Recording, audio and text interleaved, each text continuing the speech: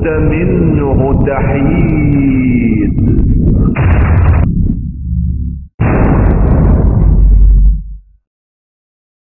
اليوم تجزون عذاب الهون بما كنتم تقولون على الله غير الحق. محمد رسول الله.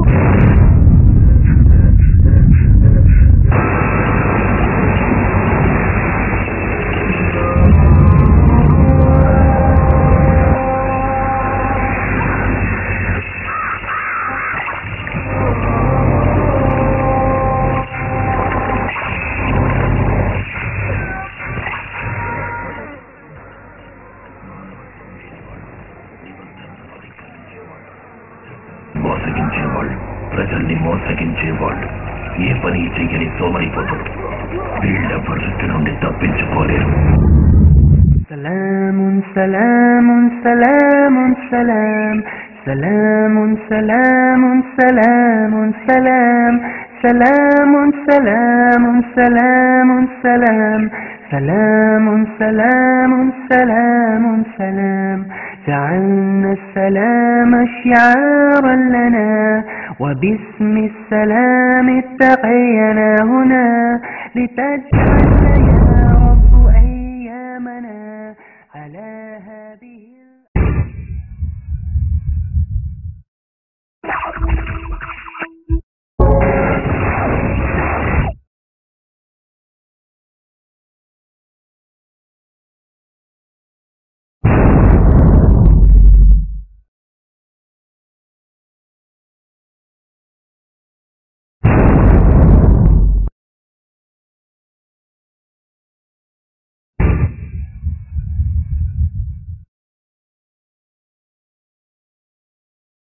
బిస్మిల్లాహిర్ రహ్మానిర్ రహీం.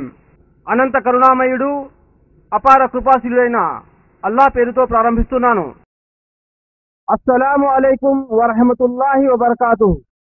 నేటి పవిత్ర సభను అంతిమ దైవ గ్రంథమైన దివ్య ఖురాన్ పఠనంతో ప్రారంభించవలసినదిగా సోదరుడు హాఫిజ్ మొహమ్మద్ అక్బర్, ఇమాం మస్జిదే ఆయిషా కోహీర్ వారిని వేదికపై ఆహ్వానిస్తున్నాను. బిల్లాహి మినష్ షైతానిర్ రజీం.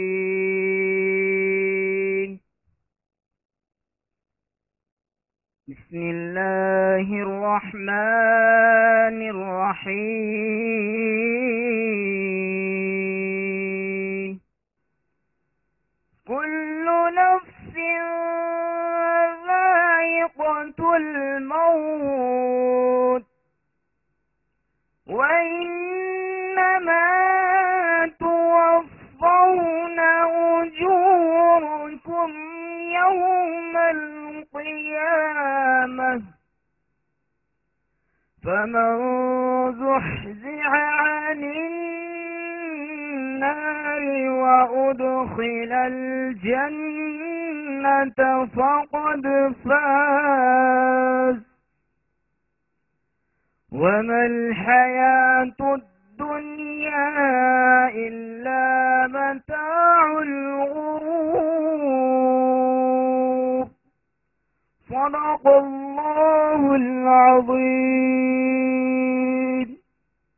జజాకల్లాహు ఖైర్.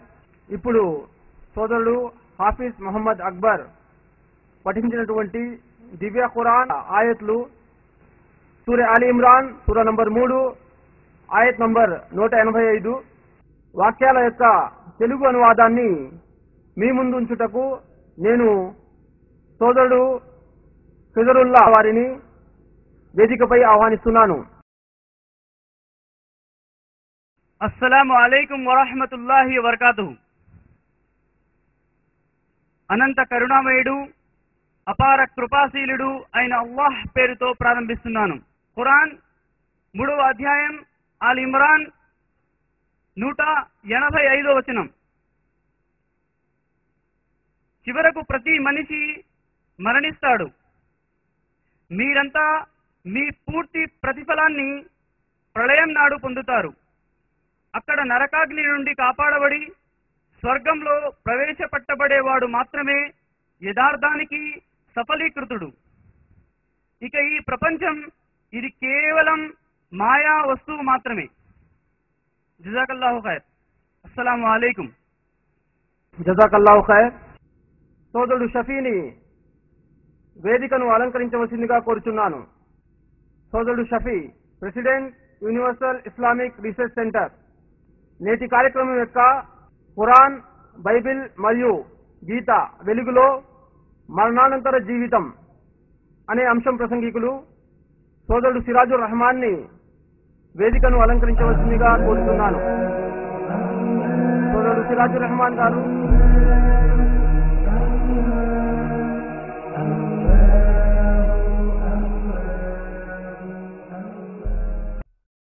నా పేరు సయ్యద్ ఇలియాస్ అహ్మద్.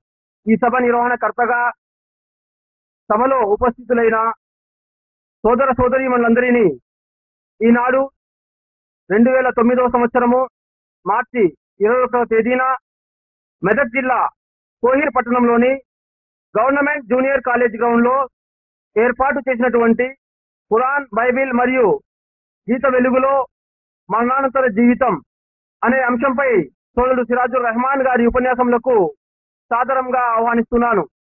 యుఐఆర్సి ఆధ్వర్యంలో నేటి ఈ కార్యక్రమాన్ని నిర్వహించేవారు ఇస్లామిక్ ముఆషిరా కమిటీ, కోహిర్ ముస్లిం సోదరులు.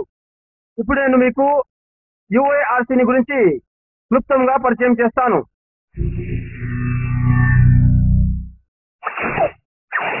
యుఐఆర్సిగా సుపరిచితమైనటువంటి యూనివర్సల్ ఇస్లామిక్ రీసెర్చ్ సెంటర్ విశ్వశాంతి అన్వేషణ కేంద్రం ఆంధ్రప్రదేశ్ రాజధాని అయిన హైదరాబాద్ లోని అంబర్పేట 6వ నంబర్ చౌరాస్తాలో దీని ప్రధాన కార్యాలయం ఉంది.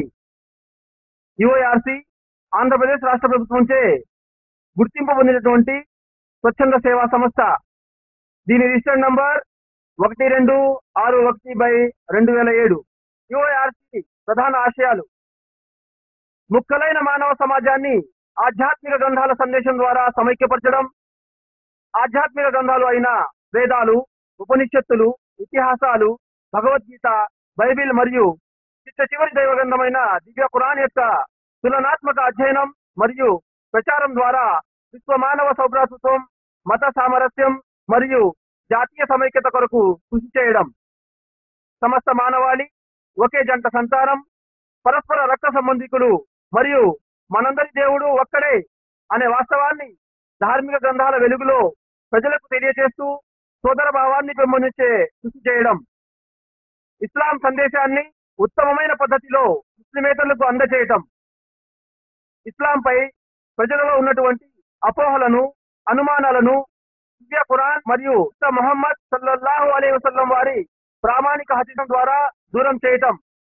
త్రాగుడు, జూదం, వ్యభిచారం మరియు ఎయిడ్స్ లాంటి సామాజిక రుగ్మతల నిర్మూలనకై కృషి చేయడం. పాశ్చాత్య నాగరికతకు బానిసలై ఉన్న యువతి యువకులకు నైతిక విలువలు, ఆధ్యాత్మిక శిక్షణా తరగతుల ద్వారా వారిలో ఉన్న రుగ్మతలను దూరం చేయడానికి ప్రయత్నించడం. కుల మత భేదం లేకుండా యువతి యువకులకు ధార్మిక శిక్షణా తరగతులను ఏర్పాటు చేయడం. ఇది యుఐఆర్సి యొక్క క్లుప్తమైన పరిచయం. ఇప్పుడు నేటి కార్యక్రమం ఎలా ముందుకు కొనసాగుతుందో నేను మీకు వివరిస్తాను. పూర్తి కార్యక్రమము 2 భాగాలుగా చేయడం జరిగింది. మొదటి భాగము ప్రసంగాల భాగం. ముందుగా ఈనాటి అంశం అయినటువంటి ఖురాన్, బైబిల్ మరియు గీత వెలుగులో మరణానంతర జీవితం అనే అంశంపై సోదరుడు సిరాజుర్ రెహమాన్ గారు 50 నిమిషాల పాటు ప్రసంగిస్తారు.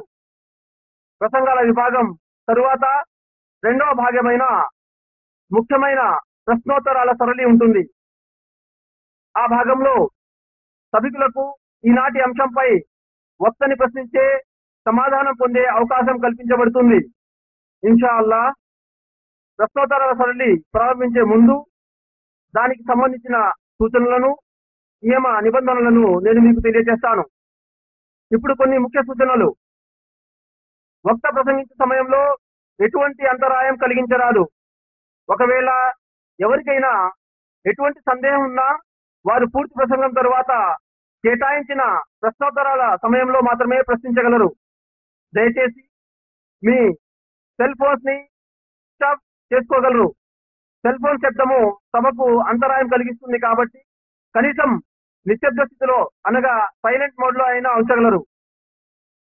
ఎవరైనా కావాలని సభకు అంతరాయం కలిగించే ప్రయత్నం చేస్తే సభ నిర్వహణకర్తగా వారిని సభా ప్రాంగణం నుండి బయటకు పంపించే పూర్తి అధికారం నాకు ఉంది.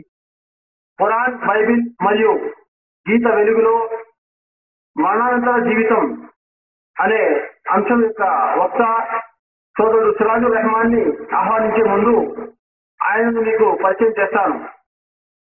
సోదరుడు సిరాజుర్ రెహమాన్ నల్గొండ జిల్లా భువనగిరి పట్టణ వాస్తవ్యులు. సోదరుడు సిరాజుర్ రెహమాన్ గారు యుఐఆర్సీ యొక్క ఉపాధ్యక్షుడిగా విధులను నిర్వహిస్తున్నారు. సోదరుడు సిరాజుర్ రెహమాన్ యుఐఆర్సీ యొక్క తెలుగు మరియు ఉర్దూ వక్త. సోదరుడు సిరాజుర్ రెహమాన్ గారు ఆధ్యాత్మికతలో ఆసక్తి మేరకు గత 6 సంవత్సరాలుగా ఆధ్యాత్మిక గ్రంథాలు అయిన వేదాలు, ఉపనిషత్తులు, పురాణాలు, భగవద్గీత, క్రైస్తవ మత గ్రంథమైన బైబిల్ మరియు అంతిమ దైవ గ్రంథమైన దివ్య ఖురాన్ మరియు చిట్ట చివరి దైవ ప్రవక్త ముహమ్మద్ సల్లల్లాహు అలైహి వసల్లం యొక్క ప్రామాణిక బోధనలను తులనాత్మక అధ్యయనం చేస్తూ ఉన్నారు. గత 6 సంవత్సరాలుగా రాష్ట్ర వ్యాప్తంగా యుఐఆర్సీ మరియు ఇతర సంస్థలు నిర్వహించినటువంటి పలు ఆధ్యాత్మిక కార్యక్రమంలో సోదరుడు సిరాజుర్ రెహమాన్ గారు ప్రసంగించి ఉన్నారు. అందులో ముఖ్యమైనవి యుఐఆర్సీ అంబర్పేట కార్యాలయంలో హిమాయత్ నగర్ ఎమ్మెల్యే కిషన్ రెడ్డి గారి సమక్షంలో ఇస్లాం పరిచయం అనే అంశంపై ప్రసంగించారు. మహబూబ్ నగర్ జిల్లా పరిగి మండలం కంకల్ గ్రామంలో పరిగి నియోజకవర్గ ఎమ్మెల్యే హరీశ్వర్ రెడ్డి గారి సమక్షంలో మానవాళికి ముక్తి మార్గం మరియు పరిగి పట్టణంలోనే ఎమ్మెల్యే గారి సమక్షంలోనే సామాజిక రుగ్మతలు, ధార్మిక గ్రంథాల పరిష్కారం అనే అంశంపై కూడా ప్రసంగించి ఉన్నారు.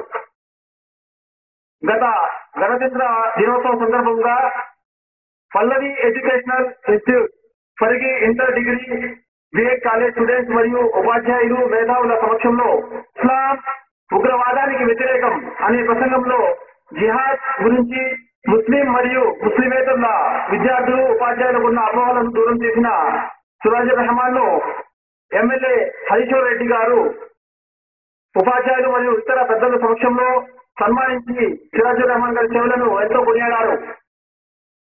ప్రకాశం జిల్లా పూనూరులో ఆర్ఎస్ఎస్ మరియు విహెచ్పి నాయకుల సమక్షంలో వాస్తవ దైవ భావన, ధార్మిక గ్రంథాల వెలుగులు అనే అంశంపై కూడా ప్రసంగించారు.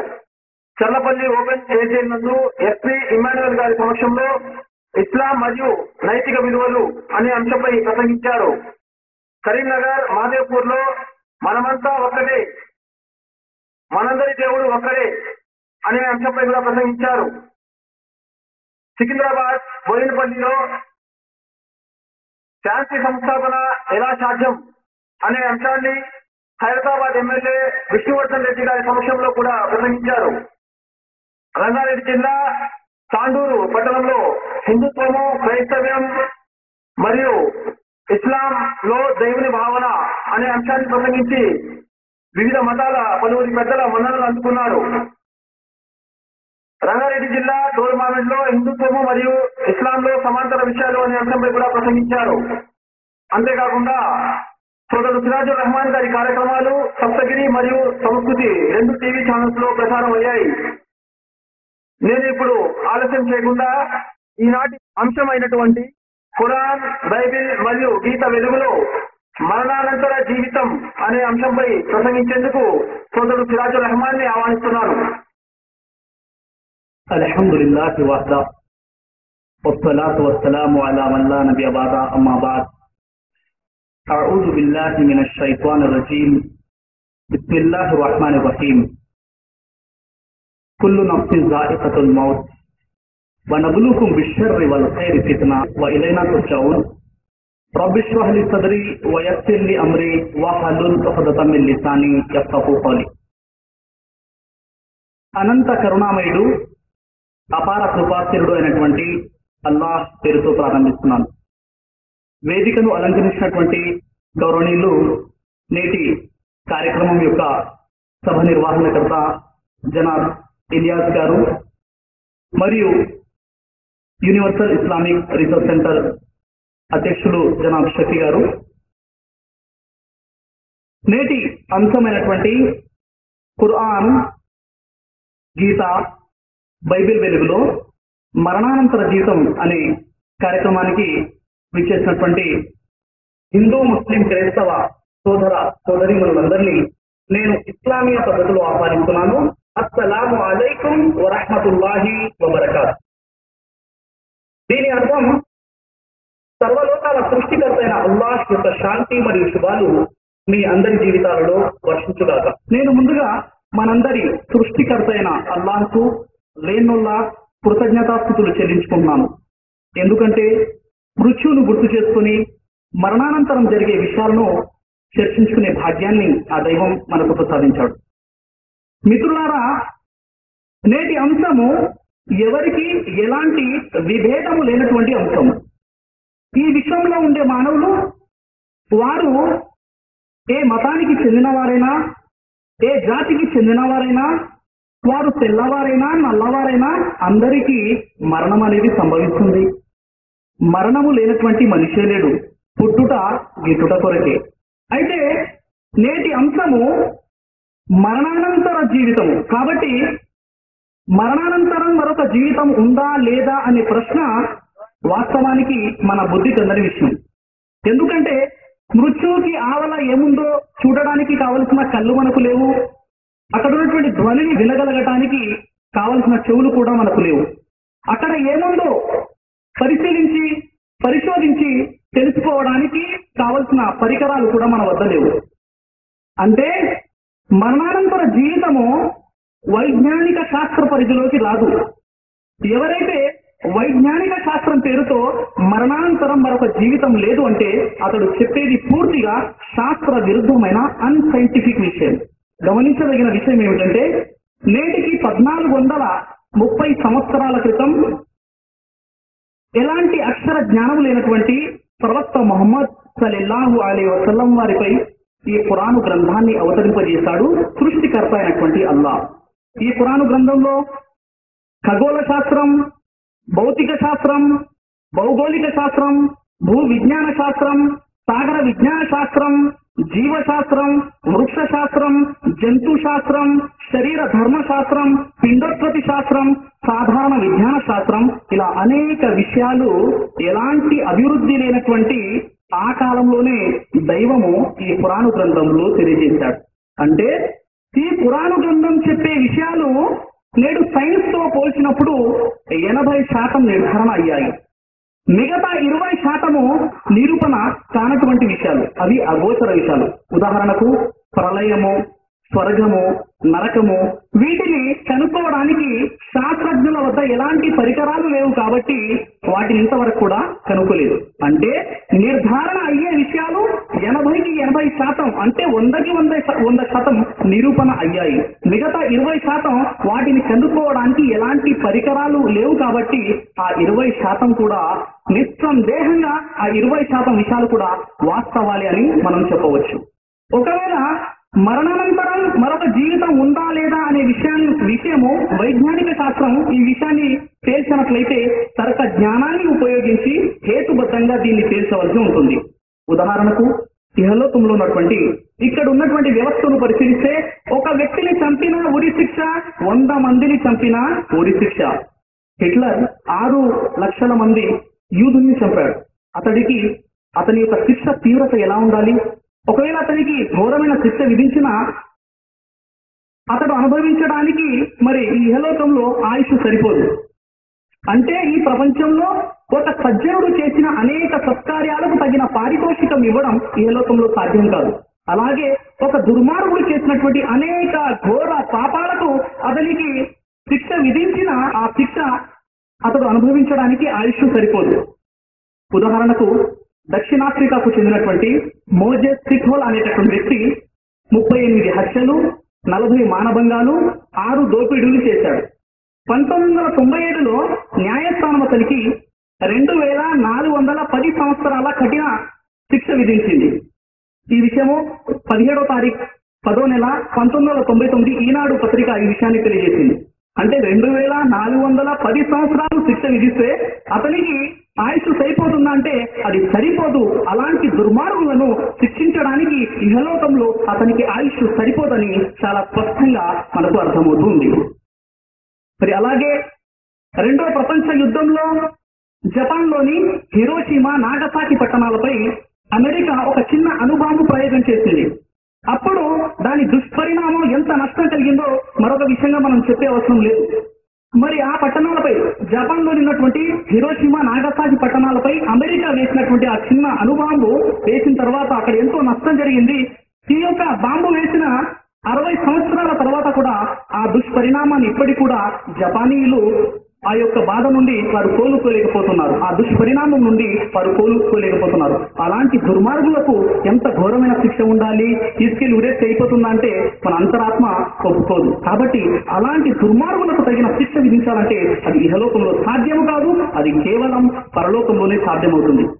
అయితే మహాశివులారా, మరి మరణానంతరం మరొక జీవితం ఉంది అని ఈ విషయం ముందుగా మనం నమ్మాలి అంటే మనము ఈ అండపిండ బ్రహ్మాండాన్ని, ఈ సకల చరాచర సృష్టిని సృష్టించి నడిపేటటువంటి ఆ దైవాన్ని ముందుగా మనం విశ్వసించాలి. ఆ దైవం గురించి ఆధ్యాత్మిక గ్రంథాల్లో ఆయన ఏకైక దేవుడని, ఆయన పుట్టడు, మరణించడు, కంటికి కనిపించడు అని గ్రంథాలు సాక్ష్యమిస్తున్నాయి. చాలా మంది యొక్క అపోహ ఏమిటంటే సైన్స్ దైవాన్ని నమ్మదండి అంటారు. సైన్స్ నమ్మనటువంటి విషయం ఏంటంటే చాలా మంది దేవుళ్ళు ఉన్నారు, దేవుడు ఇలా ఉంటాడు అలా ఉంటాడు, సైన్స్ నమ్మదు. సైన్స్ ఏమంటుందంటే చాలా మంది శాస్త్రవేత్తలు, అందులో ఐన్స్టీన్ లాంటి మేధావులు ఏం చెప్పారంటే there is some power which is leading total universe అని చెప్పారు. అంటే ఒక అద్భుతమైనటువంటి శక్తి ఈ సమస్తాన్ని పరిపాలిస్తుంది అనేటటువంటి విషయాన్ని ఎంతో మంది శాస్త్రవేత్తలు చెప్పారు. సైన్స్ కూడా ఒక సృష్టికర్త ఉన్నాడు అనేటటువంటి విషయాన్ని నమ్ముతుంది. ఏ వ్యక్తి అయితే ఆ సృష్టికర్తను నమ్ముతాడో ఆ వ్యక్తికి చాలా సునాయాసం అయిపోతుంది. ఎందుకంటే ఆ దేవుణ్ణి నమ్మినప్పుడు ఆ దైవం చెప్పినటువంటి ఆదేశాలు ఏంటి? చనిపోయిన తర్వాత మరొక జీవితం ఉంది. కాబట్టి ఆ సృష్టికర్తను నమ్మితే మరణానంతరం మరొక జీవితం ఉంది అని చాలా సునాయాసంగా నమ్మేటటువంటి అవకాశాలు ఉంటాయి.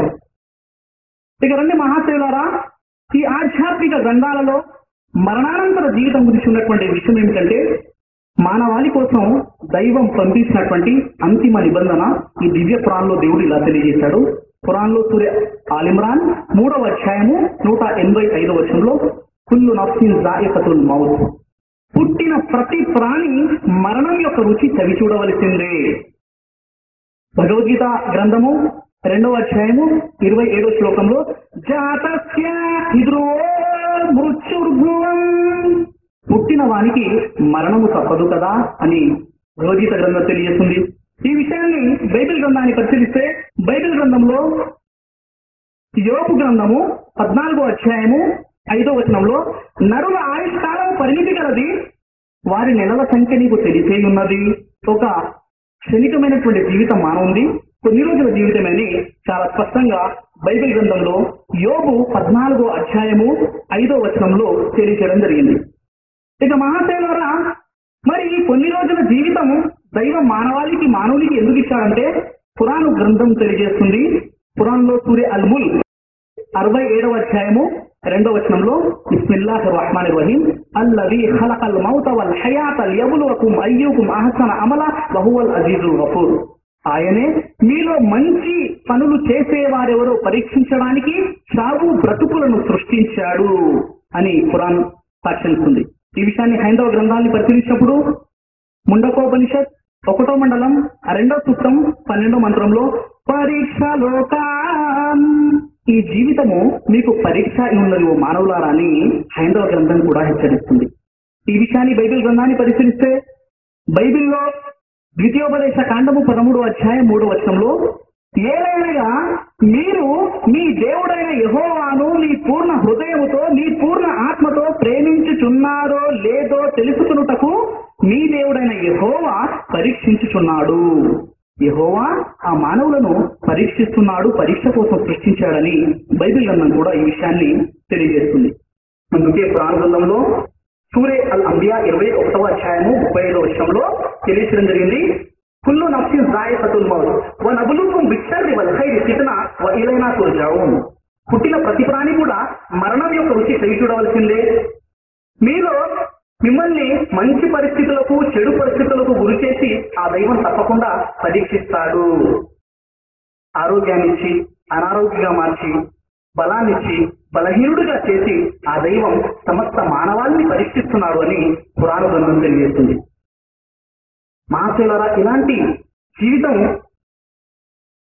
దైవం మానవాళికి ఎందుకు ప్రసాదించాడంటే ఇది ఒక పరీక్ష జీవితం అని పురాణ గ్రంథం తెలియజేస్తుంది. ఇలాంటి అశాశ్వతమైనటువంటి కొన్ని రోజుల జీవితంలో మానవుడు ఏం చేస్తున్నాడు? ఈరోజు సమాజాన్ని కాస్త మనం పరిశీలించినప్పుడు ఒక తండ్రి తన కుమారుని హత్య చేస్తున్నాడు, ఒక భార్య తన భర్తను హత్య చేస్తుంది, ఒక కుమారుడు తన తండ్రిని హత్య చేస్తున్నాడు. మరి ఇలాంటి క్షణికమైనటువంటి కొన్ని రోజుల జీవితంలో ఇలాంటి ఘోరమైనటువంటి సంఘటనలు మనం చూస్తూనే ఉన్నాం. అందుకే ఖురాన్లో సూర ఆల్ ఇమ్రాన్ 3వ అధ్యాయము 185వ వచనంలో దైవం ఇలా తెలియజేశాడు, వమల్ హయాతు దునియా ఇల్లా మతాగుల్ గురూర్, ఈ ప్రపంచము ఒక మోసపుచ్చేది, ఒక మాయ తప్ప మరేమీ కాదు అంటున్నాడు దైవం. ఇది ఒక మాయా ప్రపంచం, ఒక మోసపుచ్చేది తప్ప మరేమీ కాదు అని చాలా స్పష్టంగా ఖురాన్ గ్రంథం మనకు తెలియజేస్తుంది. అందుకే ఖురాన్ గ్రంథంలో సూర అల్ ఆలా 87వ అధ్యాయము 16-17 వచనంలో బల్ తుసిరూనల్ హయాత దునియా వల్ ఆఖిరతు ఖైరు వ అబ్కా, మీరు వాస్తవానికి ప్రాపంచిక జీవితానికి ప్రాధాన్యత ఇస్తున్నారు, వాస్తవానికి మీకోసం పరలోక జీవితం శాశ్వతమైనది మరియు ఉత్తమమైనది. ఈ విషయం ఖురాన్లో సూరే అల్ ఆలా 87వ అధ్యాయము 18-19 వచనంలో ఇన్న హాదా లఫీ సుహుఫిల్ ఊలా సుహుఫి ఇబ్రాహీమ వ మూసా, ఈ విషయము పూర్వపు గ్రంథాలలో కూడా ఉంది. మోసే వారిపై అవతరింపజేయబడినటువంటి గ్రంథం మరియు అబ్రాహం అంటే ఇబ్రాహీం అలైహిస్సలాం వారిపై అవతరింపజేయబడినటువంటి గ్రంథాలలో కూడా ఇదే విషయం ఉంది. ఆ విషయం ఏమిటంటే ప్రవక్తలందరూ వచ్చి ఇదే సందేశాన్ని అందజేశారు, ఓ మానవులారా, ఈ జీవితము అశాశ్వతమైంది, ఇది ఒక పరీక్షా జీవితం, మీరు పరీక్షించబడుతున్నారు, అక్కడ లెక్క చెప్పుకోవాలి సుమా అని గత ప్రవక్తలందరూ కూడా హెచ్చరించారు. అదే విషయాన్ని చిట్ట చివరిగా మానవాళి కోసం దైవం అవతరింపజేయబడినటువంటి పురాణ గ్రంథంలో కూడా ఇదే విషయం తెలియజేయడం జరిగింది. అందుకే కారుణ్యమూర్తి మహాప్రవక్త ముహమ్మద్ సల్లల్లాహు అలైహి వసల్లం అన్నారు, ఈ ప్రపంచానికి దోమ రెక్కంత కూడా విలువలేదని చెప్పారు. కారుణ్యమూర్తి మహాప్రవక్త ముహమ్మద్ సల్లల్లాహు అలైహి వసల్లం వారు ఏమన్నారంటే, మీరు ఒక సముద్రంలో మీ వ్రేలును ఉంచి బయటికి తీసినట్లయితే మీ వ్రేలుకు వచ్చేటటువంటి ఒక నీటి బొట్టు మాత్రమే ఈ ప్రపంచం, మిగతా సముద్రం అంతా కూడా పరలోకం అని చెప్పారు మానవాళి మహోపకారి ముహమ్మద్ సల్లల్లాహు అలైహి వసల్లం. అందుకే మరి ఈ హంగు జీవితానికి ఆకర్షితుడై పరలోక జీవితాన్ని కాలద్రన్నినటువంటి ఈ మానవుల్ని దైవం ఖురాన్ గ్రంథంలో ఇలా హెచ్చరిస్తున్నాడు. ఖురాన్లో సూర అస్-సజ్దా 32వ అధ్యాయం 11వ వచనంలో కుల్ యతవఫాకుం మలకుల్ మౌత్ అల్లదీ వుక్కిల బికుం సుమ్మ ఇలా రబ్బికుం తుర్జాఊన్, ఓ ప్రవక్త ముహమ్మద్, మీరు చెప్పండి సమస్త మానవులకి, ప్రపంచ మానవులకి ఈ విషయం చెప్పండి, ఒకానొక రోజు మృత్యుదూత నీ వద్దకి వచ్చి కూర్చుంటాడు, నీ ఆత్మను, నీ ప్రాణాన్ని నీ శరీరం నుండి వేరు చేస్తాడు. ఆ దూత అంటాడు, పదా నీ ప్రభు వైపునకు అంటాడు. మానవుడు ఈ ప్రపంచంలో విలాసవంతమైన జీవితం గడుపుతున్నాడు. ఒకానొక రోజు మృత్యువు సంభవిస్తుంది. మరణదూత వచ్చేసి నీ శరీరం నుండి నీ ఆత్మను వేరు చేసి పదానాయన నిన్ను సృష్టించినటువంటి నీ ప్రభు వైపునకు అంటాడు అని ఖురాన్ తెలియజేస్తుంది. ప్రతిరోజు కూడా మానవులకు మరణ సూచన అనేది వస్తుందని ఖురాన్ తెలియజేస్తుంది. ఖురాన్లో అజ్-జుమర్ 39వ అధ్యాయం 42-44 వచనాలను పరిశీలిస్తే, మీరు మరణ సమయంలో ఆత్మలను వశపరుచుకునేవాడు అల్లాహే, ఇంకా మరణించని వాడి ఆత్మను అతడు నిద్రావస్థలో ఉన్నప్పుడు వశపరుచుకుంటాడు. అల్లా ఎవడి విషయంలోనైతే మరణ నిర్ణయం అమలు చేస్తాడో అతడి ఆత్మను ఆపి ఉంచుతాడు, మిగతా వాడి ఆత్మలను ఒక నిర్ణీత సమయం వరకు పంపివేస్తాడు. అందుకే మనం చూస్తూ ఉంటాం, కొంతమంది ఆయన రాత్రి చాలాసేపు మాతో ముచ్చడించారండి, ఉదయం విగత జీవిలా పడి ఉన్నారు, ఉదయం చనిపోయారండి, ఆయన రాత్రి మాకు కనిపించారండి, ఆయన చాలాసేపు మాతో ముచ్చరించారు, కానీ ఇప్పుడు ఈయన చనిపోయారు చూడండి అని ఇలా అనేక వార్తలు మనం వింటూ ఉంటాం. అంటే మానవుడు నిద్రలా ఉన్నప్పుడు, రాత్రి పడుకున్నప్పుడు మరి ఆత్మ శరీరం నుండి వేరైపోతుంది, అది సృష్టికర్త యొక్క ఆధీనంలో ఉంటుంది. అల్లా ఎవరి విషయంలోనైతే మరణ నిర్ణయం అమలు చేస్తాడో ఆ ఆత్మను అక్కడే ఆపి ఉంచుతాడు, ఉదయం అతడు చనిపోతాడు. ఒకవేళ ఆత్మను పంపివేస్తే అతడు యథావిధిగా జీవితం కొనసాగిస్తూ ఉంటాడు. అందుకే ప్రవక్త ముహమ్మద్ సల్లల్లాహు అలైహి వసల్లం మీరు పడుకునేటప్పుడు ఇలా ప్రార్థించండి, అల్లాహుమ్మ బిస్మిక అమూతు వహియా, నేను నీ నామంలోనే మరణిస్తున్నాను మరియు బ్రతుకుచున్నాను అని మీరు ప్రార్థన చేసి పడుకోండి అని చెప్పారు ప్రవక్త ముహమ్మద్ సల్లల్లాహు అలైహి వసల్లం. మరి నిద్ర నుండి లేచిన తర్వాత ఇలా ప్రార్థించండి, అల్హమ్దులిల్లాహిల్లజీ అహ్యానా బఅద మా అమాతనా వ ఇలైహి నుషూర్. సకల స్తోత్రాలు ఆ ప్రభువుకే పరిమితం. ఎవరైతే నేను మరణించిన తర్వాత మళ్ళీ బ్రతికించాడు అంటే మానవుడు నిద్రా అవస్థలో ఉన్నప్పుడు తన ఆత్మను, మానవుడి ఆత్మను ఆ దైవం వశపరుచుకుంటాడు అని, మరి ఒకవేళ ఆ దైవం ఆత్మను తిరిగి పంపనట్లయితే ఆ వ్యక్తి చనిపోతాడని ఖురాను గ్రంథం తెలియజేస్తుంది. అంటే రోజు సంభవించే ఈ మరణం మనకు ఏమని తెలియజేస్తుంది? ఓ మానవుడా, నీవు రోజు చనిపోయి మళ్ళీ బ్రతుకుచున్నావు. ఒకానొక రోజు శాశ్వతంగా నిన్ను సృష్టించినటువంటి నీ ప్రభు వైపునకు వెళ్ళిపోవలసి ఉంది అని ప్రతిరోజు కూడా ఈ మరణము ఈ నిద్ర రూపంలో మన ఆత్మ ఏదైతే వేరైపోతుందో ఆ విషయం మనల్ని హెచ్చరిస్తుంది. మరణ సమయంలో జరిగేటటువంటి కొన్ని విషయాలను దైవం ఇలా తెలియజేశారు. ఖురాన్లో సూరా 50వ అధ్యాయము 19వ వచనంలో వజాఅత్ సక్రతుల్ మౌతి బిల్ హక్, మరణ యాతన సత్యంతో వచ్చేసింది, నీవు తప్పించుకోవడానికి ప్రయత్నం చేసిన విషయం ఇదే. మరణించే ముందు కొంతమందికి మరణ సూచన అనేది వస్తుంది. ఆ మరణ సూచనని ఖురాన్ సహ్రాత్ అని అంటుంది. అంటే చనిపోయే ముందు వారి కొంతమందికి అర్థమైపోతుంది, ఇక నేను చనిపోతాను అని అర్థమవుతుంది. అందుకు దైవము ఆ వ్యక్తికి ఆ మరణ సూచన ఎందుకు చూపిస్తున్నాడంటే, ఇక నువ్వు ఈ ప్రపంచాన్ని విడిచిపోయేటటువంటి సమయం ఆసన్నమై ఉన్నది, నీ ఆస్తి వాటాలను పంచివేయి, నీవు ఎవరికైనా అప్పుగా ఉంటే అప్పు తీర్చివేయి అని మరణం యొక్క ఇండికేషన్, మరణం యొక్క సూచన అనేది సంభవిస్తుంది అని దైవం ఖురాను గ్రంథంలో తెలియజేశాడు. ఖురాన్లో సూరే అల్ ఖియామా 75వ అధ్యాయము 26 నుండి 30 వచనాల్ని పరిశీలిస్తే, ప్రాణం గొంతులోకి వచ్చినప్పుడు మంత్రించి ఊదేవారెవరైనా ఉన్నారా అని అనబడినప్పుడు అది ప్రపంచం నుండి వేరైపోయే సమయం అని మనిషి తెలుసుకుంటాడు. ఒక కాలుతో మరొక కాలు కలిసిపోయినప్పుడు అది ప్రపంచం నుండి వేరైపోయే సమయమని మనిషి తెలుసుకుంటాడు. అది నీ ప్రభు వైపునకు తరలిపోయే రోజు అవుతుంది. అప్పుడు మరణమయ్యేటటువంటి ఆ చివరి సమయంలో ప్రపంచంలో విలాసవంతమైన జీవితం గడిపాడు. చనిపోయి ఆస్తికులు అరుస్తున్నాడు, నన్ను రక్షించేవాడు ఎవడైనా ఉన్నాడా, నన్ను కాపాడేవాడు ఎవడైనా ఉన్నాడా అని అరుస్తూ ఉంటాడు. ఈ స్థితిని చూసి ఇంట్లోని వారు ఆందోళనతో డాక్టర్ గారిని, సమీప బంధువులను, మేధావులను, మత పండితులను అందరినీ కూడా పిలుస్తారు. అందరు అక్కడ నుండి చూస్తూ ఉంటారు. కానీ ఎవరు శరీరం నుండి వేరైపోయేటటువంటి ఆత్మను మళ్ళీ తీసుకురాలేరు. అందుకే దైవం ఖురాన్లో సూరే వాకియా 56వ అధ్యాయము 83, 84, 85 వచనాల్లో ఇలా తెలియజేశాడు, ప్రాణం గొంతులోకి వచ్చినప్పుడు అతడు చనిపోతున్నాడని మీరు కల్లారా చూస్తూ ఉన్నారు. ఆ సమయంలో శరీరం నుండి వేరైపోయేటటువంటి ఆత్మను మీరెందుకు తిరిగి తీసుకురారు? మీరు చూస్తూ ఉన్నారు, అతడు చనిపోతాడు. అంటే ఎవరైతే పరలోక జీవితం లేదు, మరణాంతరం మరొక జీవితం లేదు అని వాదిస్తాడో అతడితో దేవుడు ప్రశ్నిస్తున్నాడు. మీరు చనిపోయేటటువంటి ఆ వ్యక్తిని చూస్తున్నారు మీ కల్లారా, మరి ఆ శరీరం నుండి వేరైపోయేటటువంటి ఆ ఆత్మను ఎందుకు తిరిగి తీసుకురారు అని దైవము ఖురాను గ్రంథంలో ప్రశ్నిస్తున్నాడు. అయితే మహాశయులారా, ప్రతి మానవుడు కూడా చనిపోతాడు అని, చనిపోయే ముందు ఆ యొక్క స్థితిని కూడా దైవం ఖురాన్లో తెలియజేశాడు. అయితే చనిపోయిన తర్వాత ఏమవుతుంది అనేటటువంటి విషయము ఈరోజు ప్రజలు విభిన్న విశ్వాసాలను, అభిప్రాయాలను కలిగి ఉన్నారు. కొంతమంది అంటారు, శరీరం నుండి ఆత్మ వేరైపోయిన తర్వాత అది ఆత్మ దయ్యంగా మొత్తం తిరుగుతూ ఉంటుందండి, అది ఇక్కడే ఉంటుందంట. ఆత్మకి ఏమి పని లేదా అది అటు ఇటు తిరగడానికి? అంటే ఆ దైవం ఆత్మను పంపించినప్పుడు అటు ఇటు పంపించకుండా, వదిలివేయకుండా మానవుని యొక్క శరీరంలో పంపించాడు. ఆ ఆత్మ వేరైపోయిన తరువాత అది ఒక స్థానానికి, దైవం ఏదైతే స్థానాన్ని దానికోసం నిర్దేశించిండో ఆ స్థానానికి అది వెళ్ళిపోతుందని ఖురాను గ్రంథం తెలియజేస్తుంది. అయితే హైందవుల యొక్క విశ్వాసం ఏంటంటే, మేము ఈ జన్మలో మంచి పనులు చేసుకుంటే వచ్చే జన్మలో మళ్ళీ మానవుడిగా పుడతాము, ఈ జన్మలో చెడు పనులు చేసుకుంటే వచ్చే జన్మలో మేము జంతువుగా పుడతామనేటటువంటి భావన హైందవ సోదరులు కలిగి ఉన్నారు. ఈ విషయాన్ని కాస్త మనం పరిశీలిద్దాం. మహాశయులారా, ఈ భావనే సరైంది అయితే నేడు సమాజంలో అధిక శాతం దుర్మార్గులే ఉన్నారు.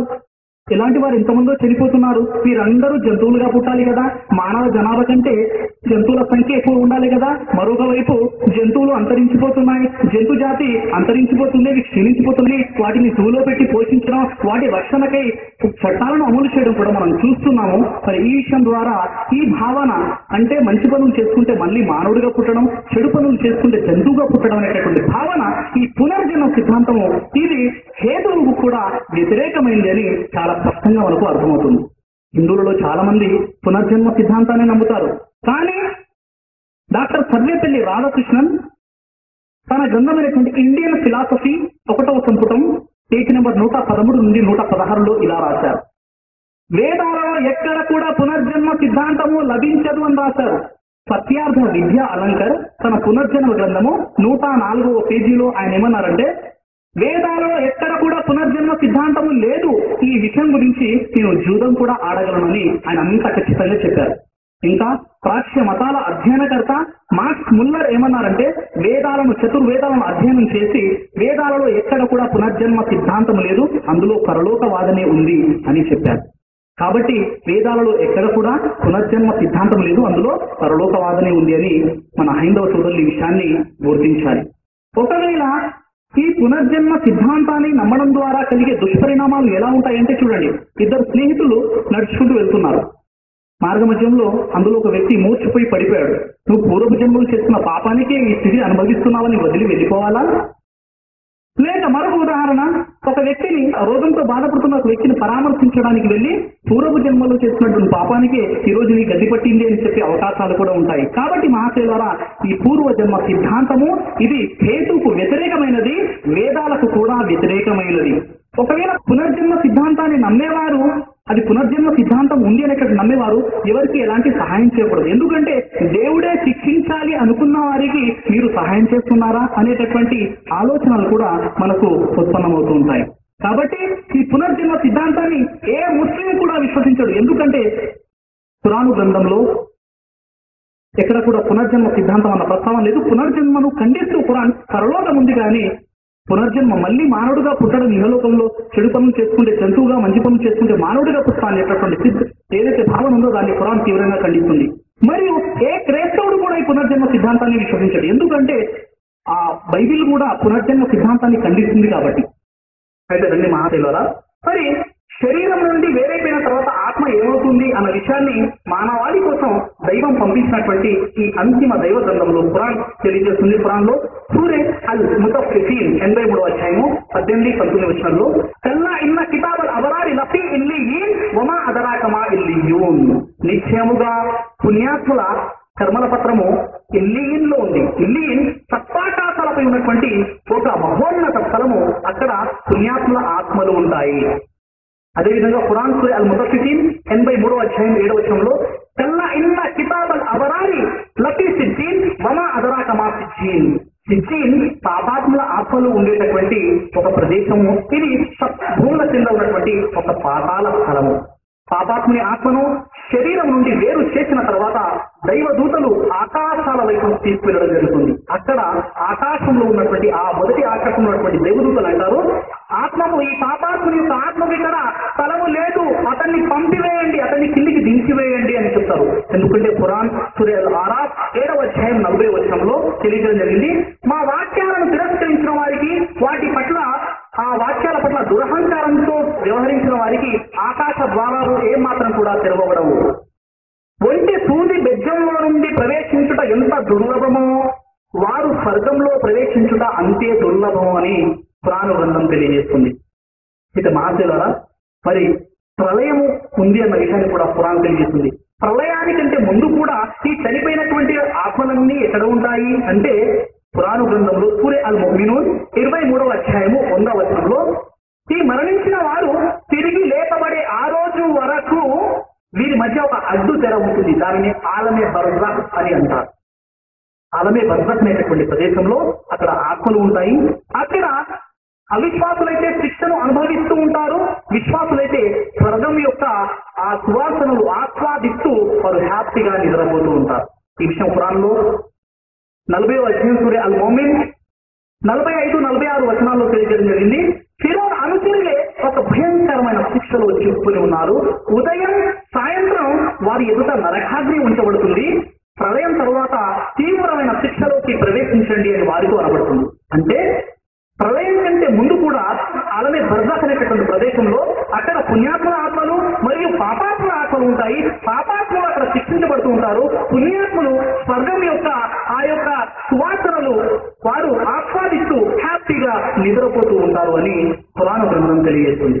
ఇక ఒకనొక రోజు ప్రళయం అనేది సంభవిస్తుంది. ఈ ప్రళయం గురించి ఖురాన్లో సూరా అల్ హాక్కా 69వ అధ్యాయము 13వ వచనంలో, ఆ రోజు శంఖ ఇస్రాఫీల్ అనేటటువంటి దేవదూత శంఖాన్ని పూరిస్తాడు. ఆ రోజు శంఖం పూరించబడుతుంది. భూమిని పర్వతాలను లేపి ఒకే దెబ్బతో తుత్తనీయులుగా చేయడం జరుగుతుంది. ఆనాడు జరగవలసిన విశేషాలన్నీ కూడా జరుగుతాయి. అంటే ఇస్రాఫీల్ అనేటటువంటి దేవదూత శంఖాన్ని పూరిస్తారు. అప్పుడు భూమి పర్వతాలు లేపి ఒకే దెబ్బతో కొట్టడం జరుగుతుంది. ఈ పూర్తి విశ్వం కూడా సర్వనాశనం అయిపోతుంది. దాన్నే ఇస్లాం ధర్మంలో కియామత్ అని, ప్రళయం అని చెప్పడం జరిగింది. ఆ ప్రళయము సంభవించిన తర్వాత మళ్ళీ కొద్ది కాలం తర్వాత ఇస్రాఫీల్ అనేటటువంటి దేవదూత మళ్ళీ శంఖాన్ని పూరిస్తారు. అప్పుడు ఈ చనిపోయిన వారందరూ కూడా ఈ భూమి నుండి అమాంతంగా వారు లేచి నిలబడతారు. ఈ విషయం గురించి ఖురాన్లో సూరే అల్ అనాం 6వ అధ్యాయం 12వ వచనంలో లయజ్మఅన్నకుం ఇలా యౌమిల్ ఖియామతి లా రైబ ఫీహ్, తీర్పు దినం రోజు ఆయన నిస్సందేహంగా మిమ్మల్ని సమావేశపరుస్తాడు, ఇది అనుమానానికి ఏ మాత్రం ఆస్కారం లేనటువంటి యథార్థము అని ఖురాన్ గ్రంథం తెలియజేస్తుంది. సృష్టికర్త అయినటువంటి దైవము ఈ చనిపోయిన వారందరినీ కూడా మళ్ళీ సమావేశపరుస్తాడని ఖురాన్లో అనేక సందర్భాల్లో చెప్పలేదు. ఉదాహరణకు సూరే బక్రా 2వ అధ్యాయం 259, సూరే బక్రా 2వ అధ్యాయం 260, సూరే అల్ అనాం 6వ అధ్యాయం 36వ వచనం, సూరే అల్ అనాం 6వ అధ్యాయం 60వ వచనం, సూరే అల్ అరాఫ్ 7వ అధ్యాయం 14వ వచనం, సూరే అన్నహల్ 16వ అధ్యాయము 38వ వచనం, సూరే అల్ హజ్ 22వ అధ్యాయం 7వ వచనం, సూరే అల్ ముమినూన్ 23వ అధ్యాయం 1వ వచనం, సూరే లుక్మాన్ 31వ అధ్యాయం 28వ వచనం, సూరే అల్ ముజాదిలా 58వ అధ్యాయం 18వ వచనం, సూరే అల్ ఇన్ఫితార్ 82వ అధ్యాయం 4వ వచనము, మరియు సూరే అల్ ఆదియాత్ 1వ అధ్యాయం 9వ వచనంలో అనేక సందర్భాల్లో సృష్టికర్తైనటువంటి దైవం చనిపోయిన తర్వాత మానవుల్ని మేము మళ్ళీ లేపి నిలబెడతాము, ఇందులో ఎలాంటి సందేహం లేదని అనేక సందర్భాల్లో ఈ విషయాన్ని తెలియజేశారు. ఖురాన్లో మేము మానవుని ఎముకలను జత చేయలేమని అతడు అనుకుంటున్నాడా? ఎందుకు జత చేయలేము? మేము అతన్ని వ్రేళ్ల కొనలను సైతం సముచితమైన రీతిలో రూపొందించగల సమర్థుడు. చనిపోయిన తర్వాత మళ్ళీ లేపలేను అని అనుకుంటున్నాడా? దైవం మళ్ళీ సమావేశపరచలేడు అని అనుకుంటున్నాడా? ఎందుకు మేము లేపలేము? మేము మానవుని ఎముకలనే కాదు వాటి గోళ్లను సైతం సముచితమైన రీతిలో రూపొందించగల సమర్థులమని ఖురాన్ తెలియజేస్తుంది. ఖురాన్లో సూరా యాసీన్ 36వ అధ్యాయము 78, 79 వచనాలలో శిథిలమైపోయిన ఈ ఎముకలకు ఎవరు జీవం పోస్తారు అని అతడు వాదిస్తున్నాడు. అతడికి ఇలా చెప్పు, మొదట వాటిని సృష్టించిన వాడే మళ్ళీ వాటికి జీవం పోస్తాడు. ఓ మానవ, ఒకానొక రోజు నువ్వంటూ ఏమీ లేవు. నీ వయసులో అలా వెనక్కేసి తిరిగేసి నీవు చూసినట్లయితే ఒకానొక రోజు నువ్వు తల్లి గర్భంలో ఉన్నావు. అంతకంటే ముందు అతను నీ యొక్క ఉనికే లేదు. అలాంటప్పుడే దేవుడు నిన్ను సృష్టించాడు. ఆ దైవం నీవు చనిపోయిన తర్వాత మళ్ళీ నిన్ను సమావేశపరచలేడా, మళ్ళీ నిన్ను నిలబెట్టలేడా అని దైవం ఈ విధంగా మానవుని ప్రశ్నిస్తున్నాడు. ఈ విషయం భగవద్గీత గ్రంథం 9వ అధ్యాయం 7వ శ్లోకంలో సర్వభూతాని కౌంతేయ ప్రకృతి యాంతి మామికం కల్పక్షయే పునస్తాని కల్పాదౌ విసృజామ్యహం. ఓ అర్జున, సమస్త ప్రాణికోట్లు నా ప్రకృతిని చేరి అందు అణిగి ఉండును. తిరిగి సృష్టి కాలమున నేను వారిని మరల సృజించుందును. కల్పాదో విసృజామ్యం, కల్పాది అందు దేవుడు మరల సృష్టిస్తాడు అని చాలా స్పష్టంగా గీతాశాస్త్రంలో 9వ అధ్యాయం 7వ శ్లోకంలో తెలియజేయడం జరిగింది. అదేవిధంగా బైబిల్ గ్రంథాన్ని పరిశీలిస్తే బైబిల్లో యోహాను సువార్త 5వ అధ్యాయము 28, 29 వచనాల్లో యేసువారు అన్నారు, దీనికి ఆశ్చర్యపడకుడి, ఒక కాలము వచ్చుచున్నది, ఆ కాలమున సమాధులలో ఉన్న వారందరూ ఆయన శబ్దము విని మేలు చేసిన వారు జీవనం పునరుత్థానమునకు, కీడు చేసిన వారు తీర్పు పునరుత్థానమునకు బయటికి వచ్చేదరు. ఇందులో ఎలాంటి సందేహం లేదు సుమా అని యేసువారు కూడా ఈ విషయాన్ని తెలియజేశారు. అయితే మహాశివులారా, మరి ప్రళయం అనేది సంభవిస్తుంది. ప్రళయం తర్వాత ఆ దైవం తప్పకుండా సమావేశపరుస్తాడు తీర్పు దినం రోజు అని చాలా స్పష్టంగా 3 గ్రంథాలు ముగ్ధ కంఠంతో తెలియజేస్తున్నాయి. అయితే అక్కడ ఏమవుతుంది? అక్కడ తీర్పు దినం కర్మల విచారణ ఎలా జరుగుతుందో దైవం ఖురాన్ గ్రంథంలో తెలియజేశాడు. ఖురాన్లో సూరే అల్ అనాం 6వ అధ్యాయము 22 నుండి 24 వచనాల్లో ఆ రోజు వారందరినీ సమావేశపరిచే రోజున బహుదైవ ఆరాధకులతో అల్లా ఇలా అడుగుతాడు, మీరు ప్రపంచంలో దైవ సమానులుగా చేస్తున్న వారందరూ ఇప్పుడు ఎక్కడున్నారు అని అడిగినప్పుడు వారు ఇలా అంటారు, ఓ దేవా, ఓ అల్లా, మేము నీ తోడు మేము బహుదైవ ఆరాధకులము కానే కానే కాము అని అసత్యం పలకడం తప్ప వేరే కుతంత్రాన్ని వారు సృష్టించలేదు. ఎక్కడ కూడా అసత్యంతో జీవితం గడిపారు. అక్కడ దేవుడు ప్రశ్నిస్తున్నాడు, మానవులారా మీరు దేవ సమానంగా చేసుకున్నటువంటి వారందరూ కూడా ఇప్పుడు ఎక్కడున్నారు అని అడిగితే, దేవ మేము బహుదేవారాధన చేయలేము, నిన్నే ఆరాధించామని అక్కడ కూడా వీరు అసత్యం చెబుతున్నారు. సూర్య అల్-ఫుర్ఖాన్ 25వ అధ్యాయము 17, 18, 19 వచనాల్లో దైవం ఇలా తెలియజేస్తాడు ఖురాన్ గ్రంథంలో, తీర్పు దినం రోజు నీ ప్రభు ఈ ప్రజలను కూడా ఒక చోటుకు సమావేశపరుస్తాడు. వారు ఈ రోజు దైవ సమానంగా భావించినటువంటి ఈ దేవుళ్ళను కూడా సమావేశపరుస్తాడు. అప్పుడు ఆ దేవుళ్ళను, అంటే ఈ ప్రపంచంలో ఎవరైతే దేవుళ్ళుగా పిలువబడుతున్నారో వారితో దైవం ప్రశ్నిస్తున్నాడు, ఏమి మీరు నా దాసులను రుజుమార్గం తప్పించారా, లేక స్వయంగా వారే రుజుమార్గం తప్పిపోయారా అని వారందరినీ కూడా, ఈ ప్రపంచంలో ఎవరైతే దైవాలుగా పిలువబడ్డారో, శ్రీరాముల వారు, శ్రీకృష్ణ వారు, సాయిబాబా వారు, యేసుక్రీస్తు వారు, వీరందరినీ కూడా తీర్పు దినం రోజు దైవం నిజ సృష్టికత అడుగుతున్నాడు, ఏంటి ఈ దాసులను మీరే మార్గం తప్పించారా, లేక స్వయంగా వారే మార్గం తప్పిపోయారా? వారందరూ కూడా భయపడిపోతారు. అంటారు, ఓ దేవా, మా రక్షకుడుగా నిన్ను తప్ప వేరొకరిని చేసుకునేటటువంటి ధైర్యమే మాకు లేదు. అలాంటప్పుడు మేము దైవాలము, మమ్మల్ని ఆరాధించండి మేము ఎలా చెబుతాము?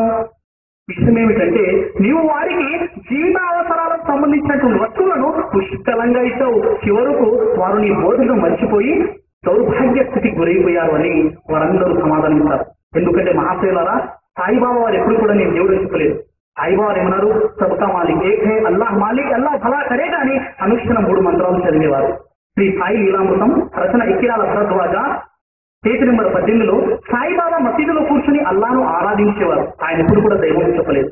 అదేవిధంగా శ్రీరాముల వారు కూడా ఆయన సందేశాన్ని మనం చూసినప్పుడు రామాయణంలో సుందరకాండంలో ఆత్మారామానుష్యమన్యే రామం దశరథాత్మజం, నేను సామాన్య మానవుణ్ణి, దశరథ కుమారుణ్ణి అని రాముల వారు సందేశించారు. కానీ నేను దైవాన్ని, నన్ను ఆరాధించనని రాముల వారు సందేశం ఇవ్వలేదు.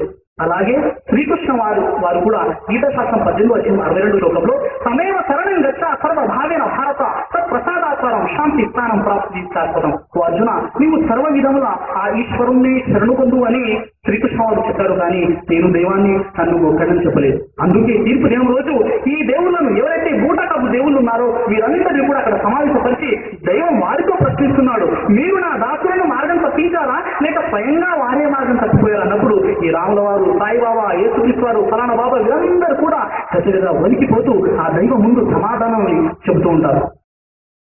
అలాగే దైవం ఖురాన్లో సూర్య అల్-మాయిదా 5వ అధ్యాయము 116, 118 వచనాల్లో యేసుక్రీస్తు వారి గురించి తెలియజేశాడు.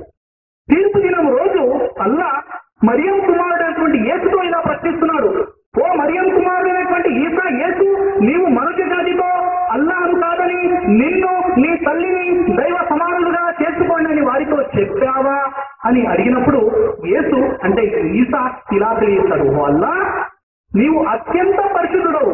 ఏ విషయం అయితే చెప్పే అధికారం నాకు లేదో, ఏ విషయం చెప్పడం నాకు అర్హత లేదో ఆ విషయం నేనలా చెప్తాను.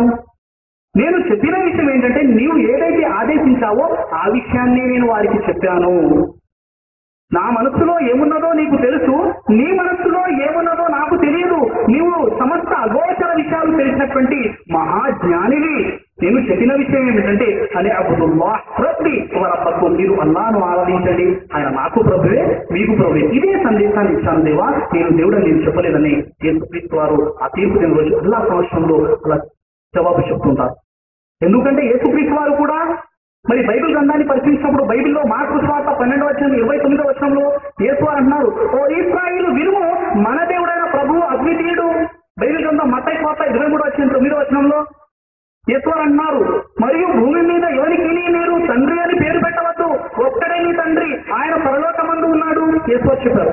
ఇంకా లూకా సువార్త 6:46 యేసు వారు చెప్తున్నారు, నేను చెప్పిన మాటలు వినక ప్రభువా ప్రభు అని మీరు నన్ను పిలిచితే ఎందుకు? యోహాను సువార్త 5:30 నేను వినున్నట్లుగా తీర్పు తీర్చుచున్నాను, నన్ను పంపిన వారి చిత్త ప్రకారమే తీర్పు తీర్చును, కానీ నా చిత్త ప్రకారం నేను తీర్పు తీర్చును కనుక నా తీర్పు న్యాయమైనది. ఏదైతే విషయం నేను వింటున్నానో అదే విషయం మీకు తెలియజేస్తున్నానని యేసువారు బైబిల్లో చెప్పి ఉన్నారు. అందుకే రేపు తీర్పు దినం రోజు గురించి అప్పుడే యేసువారు చెప్పారు. మత్తయి సువార్త 7:21, 22, 23 ప్రభువా ప్రభువా అని నన్ను పిలుచు ప్రతివాడు పరలోక రాజ్యంలో ప్రవేశింపడు గాని పరలోకమందున నా తండ్రి చిత్త ప్రకారం చేయవాడే పరలోక రాజ్యంలో ప్రవేశించును. ఆనాడు అనేకులు నన్ను చూసి ప్రభువా నీ నామం మీద మేము విమోచింపలేదా అన్నప్పుడు యేసు వారు ఇలా అంటారు, అక్రమము చేయు ప్రజలారా ఇక్కడ నుండి వెళ్ళిపోండి. అక్రమము చేయు ప్రజలారా ఇక్కడ నుండి వెళ్ళిపోండి, ఎన్నడూ నేను మిమ్మల్ని ఎరుగను. ఎందుకంటే నేను ఉన్నప్పుడే చెప్పేశాను, నేను దైవాన్ని కాదు, దేవుడు పరలోకమందున్నాడు, ఆయన నాకంటే గొప్పవాడు, ఆయన అందరికంటే గొప్పవాడని నేను సందేశం చెప్పాను కదా అని ఆయన అక్కడ చేతులు దులుపుకుంటారు.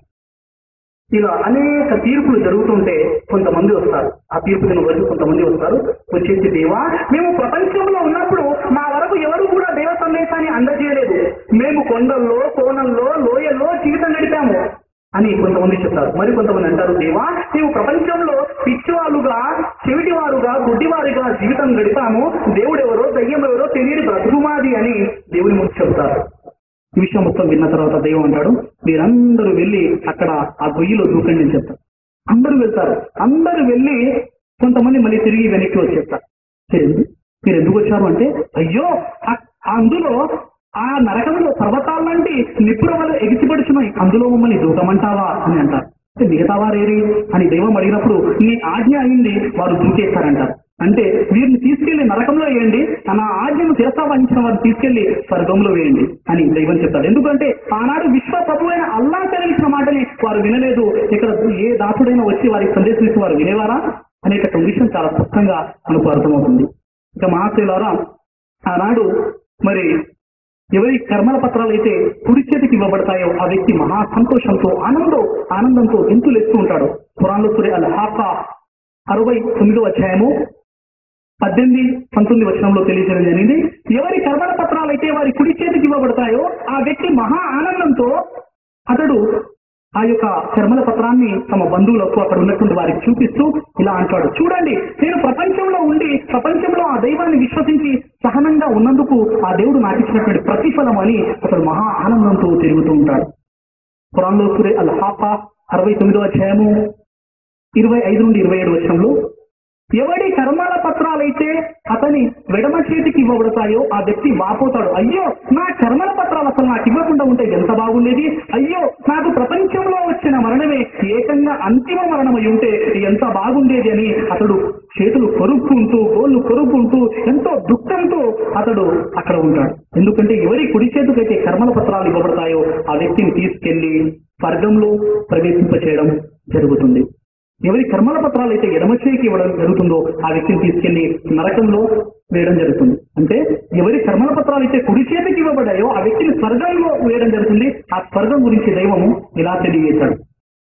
ఖురాన్ గ్రంథంలో సూరా అల్ బయ్యినా 98వ అధ్యాయము 7వ ఆయతలో ఇన్నల్లదీన ఆమను వఅమిలు స్వాలిహాతి ఉలైక హుం ఖైరుల్ బరియా జజాఉహుం ఇంద రబ్బిహిం జన్నాతు అద్నిన్ తజ్రీ మిన్ తహ్తిహా అల్-అన్హార్ ఖాలిదీన ఫీహా అబదా రదియల్లాహు అన్హుం వరదు అన్ ذلك లిమన్ ఖష్య రబ్బా. విశ్వసించి మంచి పనులు చేసిన వారికి అల్లా క్రింద ప్రవహించే శ్రేయలలో ఉద్యానవనాల్లో వారిని ప్రవేశింపచేయడం జరుగుతుంది. వారు అల్లా పట్ల ప్రసన్నులయ్యారు, అల్లా వారి పట్ల ప్రసన్నుడయ్యాడు. అంటే వారికి శాశ్వతమైనటువంటి స్వర్గము అక్కడ లభిస్తుందని ఖురాన్ గ్రంథం తెలియజేస్తుంది.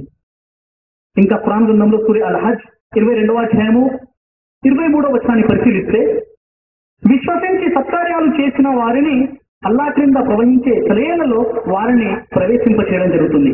వారు ముత్యాలతో స్వర్ణ కంకణాలతో అలంకరించబడతారు, వారు పట్టు వస్త్రాలు ధరిస్తారు. స్వర్గవాసుల గురించి ఖురాన్ తెలియజేసింది. ఇంకా ప్రవక్త ముహమ్మద్ సల్లల్లాహు అలైహి వసల్లం తెలియజేశారు, స్వర్గంలో స్వర్గవాసుల హోదా అంతస్తులను బట్టి వారికి గృహాలు ఉంటాయి. హజరత్ అబూ మూసా అష్అరీ రదియల్లాహు తాలా ఉల్లేఖనం ప్రకారంగా ప్రవక్త ముహమ్మద్ సల్లల్లాహు అలైహి వసల్లం వారు ఇలా తెలియజేశారు, స్వర్గములో స్వర్గవాసుల కొరకు ఒకే ముత్యంతో చేయబడినటువంటి ఏక ముత్యంతో చేయబడినటువంటి గృహాలు ఉంటాయి. దాని లోపలి భాగం మెరుగుదిద్దబడి ఉంటుంది. దాని ఎత్తు 38 మైళ్ళు 48 కిలోమీటర్లు. అందులో ప్రతి గదిలో కూడా విశ్వాసి కోసం భార్యలు ఉంటారు అని ప్రవక్త ముహమ్మద్ సల్లల్లాహు అలైహి వసల్లం వారు తెలియజేశారు. ఇంకా ప్రవక్త ముహమ్మద్ సల్లల్లాహు అలైహి వసల్లం వారు ఏమన్నారంటే, స్వర్గంలో ఆకుపచ్చని పెద్ద పెద్ద వృక్షాలు ఉంటాయి. ఒక స్వర్గవాసి గుర్రపు స్వారీ చేస్తూ ఆ స్వర్గ వృక్షం యొక్క నీడను దాటడానికి 100 సంవత్సరాలు పడుతుంది. ఆ యొక్క చెట్టు ఎక్కడ కూడా బోడిగా కనిపించదు, మొత్తం పండ్లు గుత్తులుగా కనిపిస్తుంటాయని ప్రవక్త ముహమ్మద్ సల్లల్లాహు అలైహి వసల్లం వారు తెలియజేశారు. ఇంకా ఈ స్వర్గం గురించి అనేక విషయాలు ఖురాన్లో చెప్పబడ్డాయి. ఈ విషయాలు హైందవ గ్రంథాల్లో కూడా తెలియజేయబడ్డాయి. హైందవ గ్రంథాలని మనం పరిశీలించినప్పుడు హైందవ గ్రంథాల్లో చాలా స్పష్టంగా కేన ఉపనిషత్ 1వ అధ్యాయము 10వ మంత్రంలో స్వర్గలోకేన భయం కించ నాస్తి న తత్రత్వం న జరయా వివేతి ఉబేతి శ్వాసనాయా పిపాసే శోకాతి గోమోదతే స్వర్గలోకే. స్వర్గలోకంలో ఎలాంటి భయము లేదు. మృత్యువ నీవక్కడ లేవు, అక్కడ అన్ని సుఖాలను అనుభవిస్తూ మానవుడు ఆనందిస్తూ ఉంటాడు అని చాలా స్పష్టంగా స్వర్గం గురించి హైందవ గ్రంథాల్లో చెప్పడం జరిగింది. ఇంకా గీతాశాస్త్రం 18వ అధ్యాయం 62వ శ్లోకాన్ని పరిశీలిస్తే తమేవ శరణం గచ్చ సర్వభావేన భారత ప్రసాదాత్తారం శాంతి స్థానం ప్రాప్తి శాశ్వతం. ఓ అర్జున, నీవు సర్వవిధంలా ఆ ఈశ్వరుణ్ణే శరణు పొందు. ఆయన యొక్క అనుగ్రహంచే సర్వోత్తమైనటువంటి శాంతిని, శాశ్వతమైన మోక్ష పదవిని నీవు పొందగలవు. అది శాశ్వతమైనటువంటి మోక్షమని గీతాశాస్త్రంలో 18వ అధ్యాయం 62వ శ్లోకంలో తెలియజేయడం జరిగింది. ఇంకా స్వర్గం గురించి మనము చూసినప్పుడు స్వర్గం గురించి చాలా స్పష్టంగా హైందవ గ్రంథాల్లో అనేక సందర్భాల్లో ఆ స్వర్గం చాలా గొప్పదని, అక్కడ మానవుడు శాశ్వతంగా ఉంటాడని తెలియజేయడం జరిగింది. ఇక ఆ స్వర్గం గురించి బైబిల్ గ్రంథాన్ని పరిశీలిస్తే బైబిల్లో మత్తయి సువార్త 25వ అధ్యాయము 46వ వచనంలో నీతిమంతులు నిత్య జీవమునకు పోవుదురు. అంటే ఎవరైతే నీతిమంతులు అంటే విశ్వాసులు, దైవాన్ని విశ్వసించినటువంటి వారు శాశ్వతమైనటువంటి స్వర్గానికి వెళ్తారని బైబిల్ గ్రంథం తెలియజేస్తుంది. ఇంకా బైబిల్ గ్రంథాన్ని పరిశీలిస్తే లూకా సువార్త 20వ అధ్యాయం 36వ వచనంలో తెలియజేయడం జరిగింది. వారు పునరుత్థానంలో పాలిన వారై దైవదూత సమానులు కనుక వారికి చావనేరరు. చావు అనేది అక్కడ వారికి ఉండదు అని బైబిల్ తెలియజేస్తుంది. ఇక నరకం, ఎవరి కర్మల పత్రాలైతే వారి ఎడమ చేతికి ఇవ్వబడతాయో ఆ వ్యక్తి వాపోతాడు. అయ్యో, ప్రపంచంలో సంభవించినటువంటి మరణమే నాకు ఏకంగా అంతిమ మరణమై ఉంటే ఎంత బాగుండేది అని అతడు బాధపడుతూ ఉంటాడు. ఆ వ్యక్తిని తీసుకెళ్లి నరకంలో పడవేయడం జరుగుతుంది. నరకం గురించి ఖురాన్ ఇలా తెలియజేస్తుంది. ఖురాన్ సూరా అల్ బయ్యినా 98వ అధ్యాయము 6వ వచనంలో ఇన్నల్లదీన కఫరు మిన్ అహ్లిల్ కితాబి వల్ ముష్రికీన ఫీ నారి జహన్నమ ఖాలిదీన ఫీహా. సత్య తిరస్కారులైన గ్రంథ ప్రజలు మరియు బహుదేవ ఆరాధకులు నరకంలో వారు శాశ్వతంగా కాలుతూ ఉంటారు. ఎవరైతే దైవ ధర్మాన్ని తిరస్కరించారో వారు ఆ యొక్క నరకంలో శాశ్వతంగా కాలుతూ ఉంటారు అని పురాణ గ్రంథం తెలియజేస్తుంది. ఇంకా పురాణ గ్రంథం సూరా అల్ హజ్ 22వ అధ్యాయము 19 నుండి 22వ వచనాన్ని పరిశీలిస్తే అవిశ్వాసులైన వారి కొరకు నరకంలో అగ్ని వస్త్రాలు కత్తరించబడి ఉన్నాయి. వారి తలలపై సరసలా కాగే నీరు పోయబడుతుంది. దానివల్ల వారి చర్మాలే కాదు, కడుపులోపలి పొట్ట పేగులు సైతం కరిగిపోతాయి. వారిని దండించడానికి అక్కడ జనపగదులు ఉంటాయి. పొరపాటున వారు నరకం నుండి బయటపడే ప్రయత్నం చేస్తే మళ్ళీ అందులోకే నెత్తివేయబడతారు. అంత ఘోరంగా నరకం ఉంటుంది. కస్తూరి అన్నబా 78వ అధ్యాయము 21 నుండి 25 వచనాన్ని పరిశీలిస్తే నరకము ఒక మాటు, ధిక్కారులకు అది నివాస స్థలం. యుగాల తరబడి వారు అందులోనే ఉంటారు. అందులో ఎలాంటి చల్లదనాన్ని కానీ పానీయాన్ని కానీ వారు చవి చూడరు. ఏదైనా దొరికితే సరసరా కాగే నీరు, గాయాల కడుగు మాత్రమే వారికి లభిస్తుంది అని ఖురాన్ తెలియజేస్తుంది. ప్రవక్త ముహమ్మద్ సల్లల్లాహు తెలియజేశారు, నరకంలో అన్నిటికంటే తేలికపాటి శిక్షను అనుభవించే వాడికి 2 అగ్ని చెప్పుల్ని ధరింపచేయడం జరుగుతుంది. ఆ అగ్ని వేడికి అతని యొక్క మెదడు కుండలోని పదార్థం వలె కుతకుతా ఉడికిపోతూ ఉంటుంది. అతడు అనుకుంటాడు నరకంలో అన్నిటికంటే తేలికపాటి శిక్షను అనుభవిస్తున్నప్పటికీ నరకంలో ఇంతకంటే కఠిన శిక్ష మరేమీ లేదనుకుంటాడు. అలాంటి నరకం నుండి దేవం మనందరినీ కూడా రక్షించుగాక. ఆమీన్. మహాశయులారా, ఆ నరకం గురించి ప్రవక్త ముహమ్మద్ సల్లల్లాహు అలైహి వసల్లం వారు తెలియజేశారు, ఈ అగ్ని కంటే 69 రెట్లు ఎక్కువగా ఉంటుంది ఆ అగ్ని అని ప్రవక్త ముహమ్మద్ సల్లల్లాహు అలైహి వసల్లం వారు తెలియజేశారు. సూర్యుడి యొక్క ఆ యొక్క ఉపరితలం 5000 డిగ్రీల సెంటిగ్రేడ్, లోన కొన్ని మిలియన్ డిగ్రీల సెంటిగ్రేడ్ వేడి ఉంటుంది. అయితే ఆ నరకం అంతకంటే కూడా ఘోరంగా, అంతకంటే ఎక్కువగా వేడిగా ఉంటుంది, భయంకరంగా ఉంటుంది ఆ నరకం అని మనకు ప్రవక్త ముహమ్మద్ సల్లల్లాహు అలైహి వసల్లం వారు తెలియజేశారు. ఇక మహాశయులారా, ఆ నరకం గురించి హైందవ గ్రంథాన్ని పరిశీలిస్తే ఋగ్వేదం 7వ మండలం 104వ సూక్తం 3వ మంత్రంలో దుష్కార్యాలకు పాల్పడే వారిని లోతైన గోతిలోని అంధాకారంలో పడవేయండి. అక్కడ నుండి వారిలో ఏ ఒక్కడు ఏనాటికి బయటకు రాలేని విధంగా అందులో శాశ్వతంగా వారు పడి ఉంటారు. నరకంలో వేసిన తర్వాత అందులో నుండి దూకి రావడానికి అది సెంట్రల్ జైలు గోడ కాదండి. ఈ మధ్య ఆ ఖైదీలు కూడా ఆ యొక్క గోడ నుండి దూకి వచ్చేస్తున్నారు, బయటకు వచ్చేస్తున్నారు. కానీ అలాంటి అవకాశాలు అక్కడ ఉండవు. అది శాశ్వతంగా ఉంటుంది. అక్కడ ఏ మానవుడు కూడా ఎట్టి పరిస్థితిలో ఆ నరకం నుండి బయటపడే ప్రసక్తే లేదని హైందవ గ్రంథాలు కూడా తెలియజేస్తున్నాయి. ఇంకా నరకం గురించి హైందవ గ్రంథాలని పరిశీలిస్తే భగవద్గీత గ్రంథంలో 1:43 శ్లోకంలో కూడా తెలియజేయడం జరిగింది. మనుష్యానాం జనార్దన నరకే నియతం వాసో భవతి. ధర్మము నశించిన మానవులకు శాశ్వత నరకము కలుగునని మనం విన్నాము కదా. అంటే అది శాశ్వతమైనటువంటి నరకం అని హైందవ గ్రంథాలు కూడా తెలియజేస్తున్నాయి. హైందవ గ్రంథాల్లో సాగర్ పేజ్ నంబర్ 293 నుండి 296 పరిశీలిస్తే, మరియు దేవి భాగవతంలో కూడా నరక శిక్షలు నరకవాసి చేసినటువంటి ఆ వ్యక్తి చేసినటువంటి తప్పుని బట్టి అతన్ని శిక్షించడం జరుగుతుందని అక్కడ కొన్ని శిక్షలను తెలియచేయడం జరిగింది. ఉదాహరణకు, ఎవరైతే అగమ్య స్త్రీ పురుషునితో ఎవరైతే సంభోగిస్తారో వారిని కొరడాలతో కొడుతూ తప్పుడు సరిమి అనే నరకంలో వారిని విసిరివేయడం జరుగుతుంది. అక్కడ వారు ఇనుప విగ్రహాలకు కట్టివేయబడతారు, వారు ఎల్లప్పుడూ కాలుతూ ఉంటారు అని ఆ శిక్ష పేరు తప్పుడు సర్బి అని తెలియచేయడం జరిగింది. ఇంకా ఏ రాజులు రాజ ప్రతినిధులైతే ఆరాధన ఆలయాలను ధర్మాన్ని ఇతర ప్రదేశాలను నాశనం చేస్తారో వారు వైతరణి నదిలో మునకలు వేస్తారు. ఆ నది ఎలా ఉంటుందంటే మలమూత్ర విసర్జన, చీము, నెత్తురు, గోళ్ళు, వెంట్రుకలు, ఎముకలతో అది నిండి ఉంటుంది. అందులో వారు మునకలు వేస్తారు ఆ వైతరణి నదిలో అని తెలియజేయడం జరిగింది. ఇంకా ఎవరైతే తప్పుడు సాక్ష్యం ఇస్తారో వారు 100 యోజనాల ఎత్తైన ప్రదేశం నుండి కిందికి పడవేయబడతారు. దానిని అవీచి అని అంటారు. అలాగే ఎవరైతే ఎలాంటి సంకోచం లేకుండా మద్యాన్ని సేవిస్తుంటారో, అంటే సారాయిని త్రాగుతారో వారిని అయహపాన అనే నరకంలో పడవేయడం జరుగుతుంది. వారి నోటిలో సరసరా కాగుతున్నటువంటి ఇనుప రసాన్ని వారి నోట్లో పోయడం జరుగుతుంది అని హైందవ గ్రంథాల్లో తెలియజేయడం జరిగింది. ఇంకా మహాశైలారా, హైందవ గ్రంథాల్లో గరుడ పురాణం అని మనం విని ఉన్నాం. గరుడ పురాణంలో పూర్తిగా నరక శిక్షలు ఎలా ఉంటాయో తెలియజేయడం జరిగింది. అందులో అంధకూపం, కుంభిపాకం, క్రిమిభోజనం, వజ్రగండనం, స్థూలదండనం అనేటటువంటి శిక్షలు ఉంటాయి. ఆ వ్యక్తి చేసినటువంటి ఆ యొక్క తప్పుని బట్టి ఆ శిక్ష తీవ్రత ఉంటుందని హైందవ గ్రంథాల్లో తెలియజేయడం జరిగింది. ఇక అదే విధముగా అనేక సందర్భాల్లో హైందవ గ్రంథాల్లో దేవి మహాభాగవతం మరియు భాగవతంలో కూడా, అలాగే మహాభారతంలో, గరుడ పురాణంలో శిక్షల ప్రస్తావన తెలియజేయడం జరిగింది. ఇక బైబిల్ గ్రంథాన్ని మనం పరిశీలిస్తే బైబిల్లో మార్కు సువార్త 9:48 అక్కడ అగ్ని ఆరదు పురుగు చావదు అని చెప్పడం జరిగింది. ఆ నరకంలో అగ్ని ఆరదు పురుగు చావదు.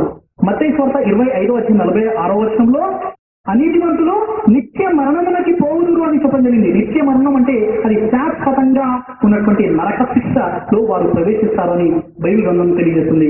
ఇంకా బైబిల్లో మత్తయి సువార్త 23:1 సర్పములారా, సర్ప సంతానమా, నరక శిక్షను మీరు ఎలాగూ తప్పించుకుందరు అని నరక శిక్ష గురించి తెలియజేయడం జరిగింది. ఇంకా బైబిల్ గ్రంథంలో మత్తయి సువార్త 8:11-12 రాజ్య సంబంధులు వెలుపటి చీకటిలోనికి త్రోయబడుదురు, అక్కడ ఈ ఏడుపును పళ్ళు కొరుకుటను ఉండునని మీతో చెప్పుచున్నాను. అది భయంకరమైనటువంటి ఒక నరకాగ్ని.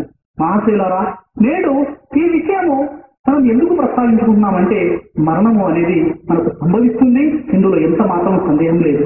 కాబట్టి మరణానంతరం ఏదైతే జీవితం ఉందో అక్కడ మనం సాఫల్యం పొందాలి అంటే ముందుగా ఆ ఏకైక సృష్టికర్తను మనం విశ్వసించాలి. ఆయన చెప్పిన విధంగా మనం జీవితం గడిపినట్లయితే ఇహలోకంలో శాంతి, పరలోకంలో మోక్షమే కాకుండా ఆ భయంకరమైనటువంటి నరకాగ్నికి మనం దూరంగా ఉంటాం. కాబట్టి మహాశైలారా, చెప్పేటటువంటి విషయాలు ఏవైతే ఉన్నాయో ఇవి ఒక కవి చెప్పినటువంటి విషయాలు లేదా ఒక శాస్త్రవేత్త చెప్పినటువంటి విషయాలు కాదు. ఇది మనల్ని సృష్టించినటువంటి మన సృష్టికర్త మానవాళి కోసం పంపించినటువంటి పురాణ గ్రంథంలో ఉన్నటువంటి విషయాలు. ఇంకా అలాగే ఇతర గ్రంథాల్లో కూడా ఆ యొక్క నరక శిక్షలు ఉన్నాయని, మరణానంతరం మరొక జీవితం ఉందని చాలా స్పష్టంగా తెలియజేయడం జరిగింది. చివరిగా నా ప్రసంగాన్ని నేను ముగిస్తూ పురాణ గ్రంథంలోని సూరే ఆల్ ఇమ్రాన్ 3:85 పఠించి నా యొక్క ప్రసంగాన్ని నేను ముగిస్తాను.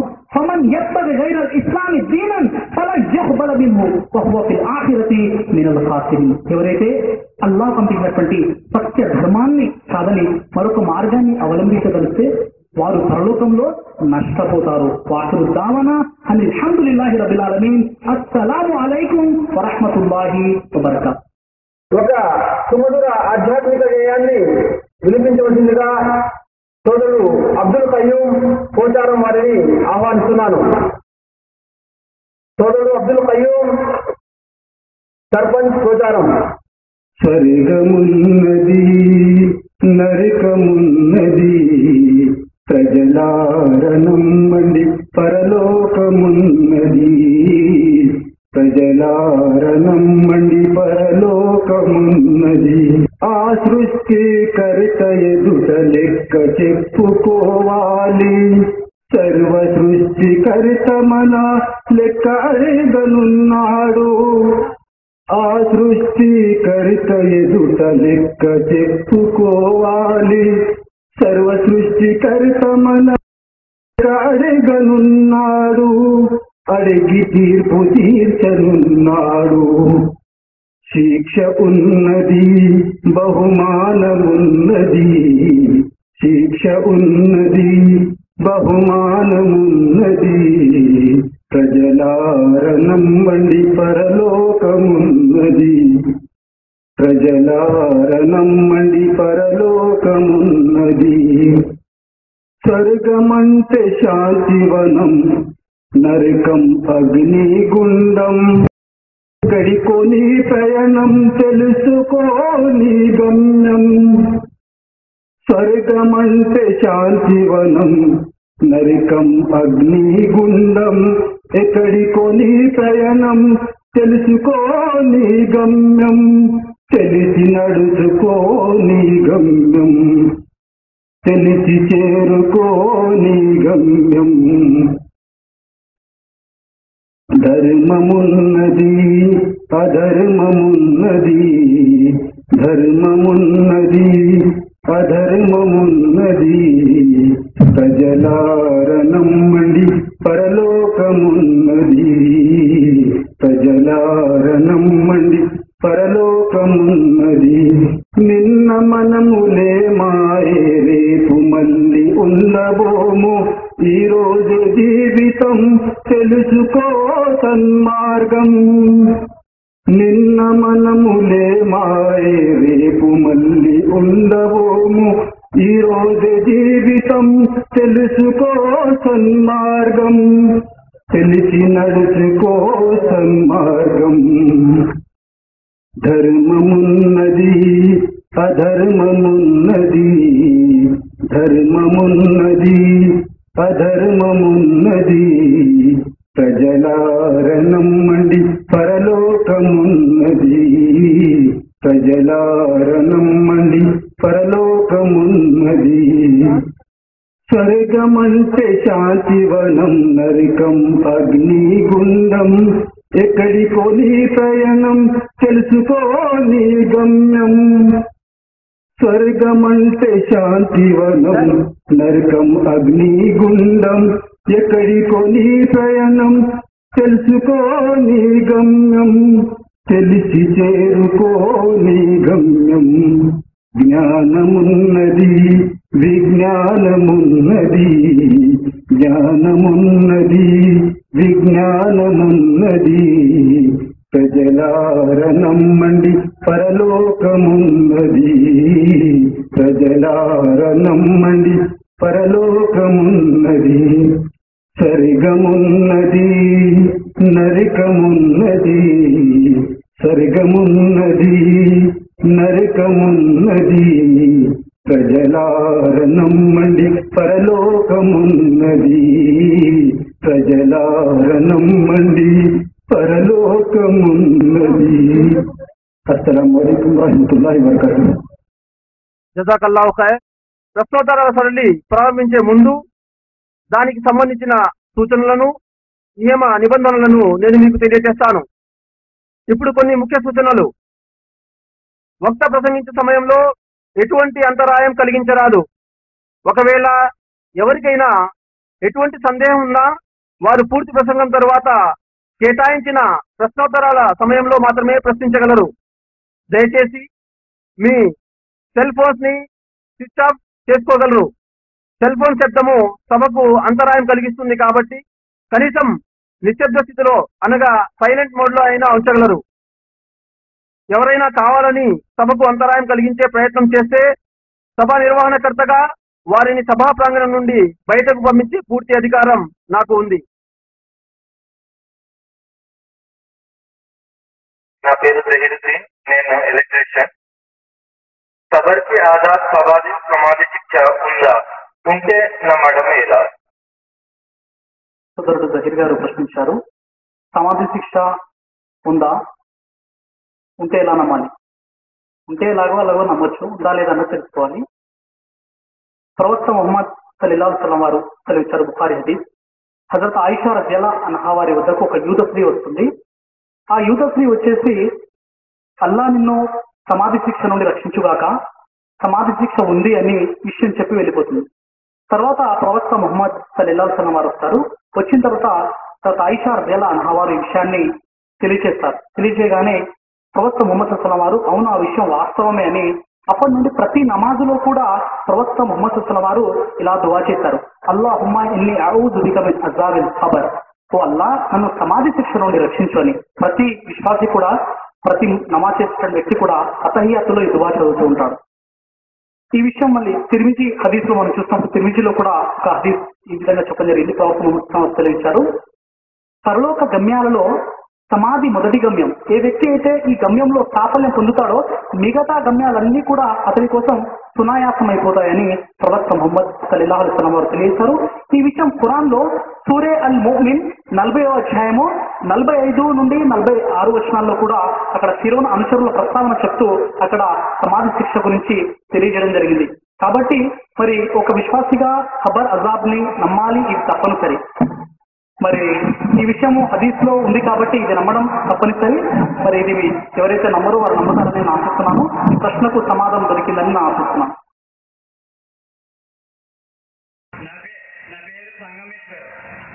స్వర్గం నరకం ఉందని చెప్పారు మీరు.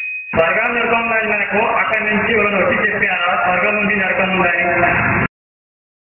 సోదరుడు సంగమేశ్వర్ ప్రశ్నించారు, స్వర్గం ఉంది నరకం ఉంది అని చెప్పారు, అక్కడ ఎవరైనా చూసి వచ్చారా అది చెప్పడానికి అని చెప్పారు. ఉర్దూలో ఒక సామెత ఉందండి, అదేమిటంటే జన్నత్ బీ హై జహన్నం బీ హై, అగర్ యకీన్ నహీ తో మర్కే దేఖంటారు. స్వర్గం ఉంది నరకం ఉంది, నీకు నమ్మకం లేకుంటే చచ్చి చూడు అనేటటువంటి ఒక సామెత ఉంది. కాబట్టి సోదరులారా, స్వర్గము నరకము అనేటటువంటిది నేను విషయం చెప్పాను ఖురాన్ లో. నా ప్రారంభంలో నేను చెప్పినటువంటి విషయం ఏంటంటే, నేడు ఎంతో మంది శాస్త్రజ్ఞులు మరెన్నో పరికరాలను ఉపయోగించి తెలుసుకున్నటువంటి విషయాలు నేటికి 1430 సంవత్సరాల క్రితం ఎలాంటి అక్షర జ్ఞానం లేనటువంటి ముహమ్మద్ సల్లాల్లాహు అలైహి వసల్లం చెప్పించాడు సృష్టికర్త అయినటువంటి అల్లా. అంటే ఖురాన్లో చెప్పబడినటువంటి విషయాలు 80% నిర్ధారణ అయ్యాయి. నిర్ధారణ కాని విషయాలు ఏమిటి అంటే అది అగోచర విషయాలు, ప్రళయము, స్వర్గము, నరకము. వీటిని కనుక్కోవడానికి శాస్త్రజ్ఞుల వద్ద ఎలాంటి పరికరాలు లేవు. కాబట్టి మరి 80% నిరూపణ అయ్యాయి, 20% నిరూపణ చేయలేనటువంటి విషయాలు. కాబట్టి ఈ 20% కూడా వాస్తవాలే అని మనం చెప్పవచ్చు. అయితే ఒక ఉదాహరణ ఇస్తా, దాన్ని కాస్త మీరు గమనించండి. ఏంటంటే ఏదైతే మనం సెల్ ఫోన్స్ మనం ఉపయోగించుకుంటున్నామో అందులో చిప్ కార్డ్స్ ని మనం వాడతాం.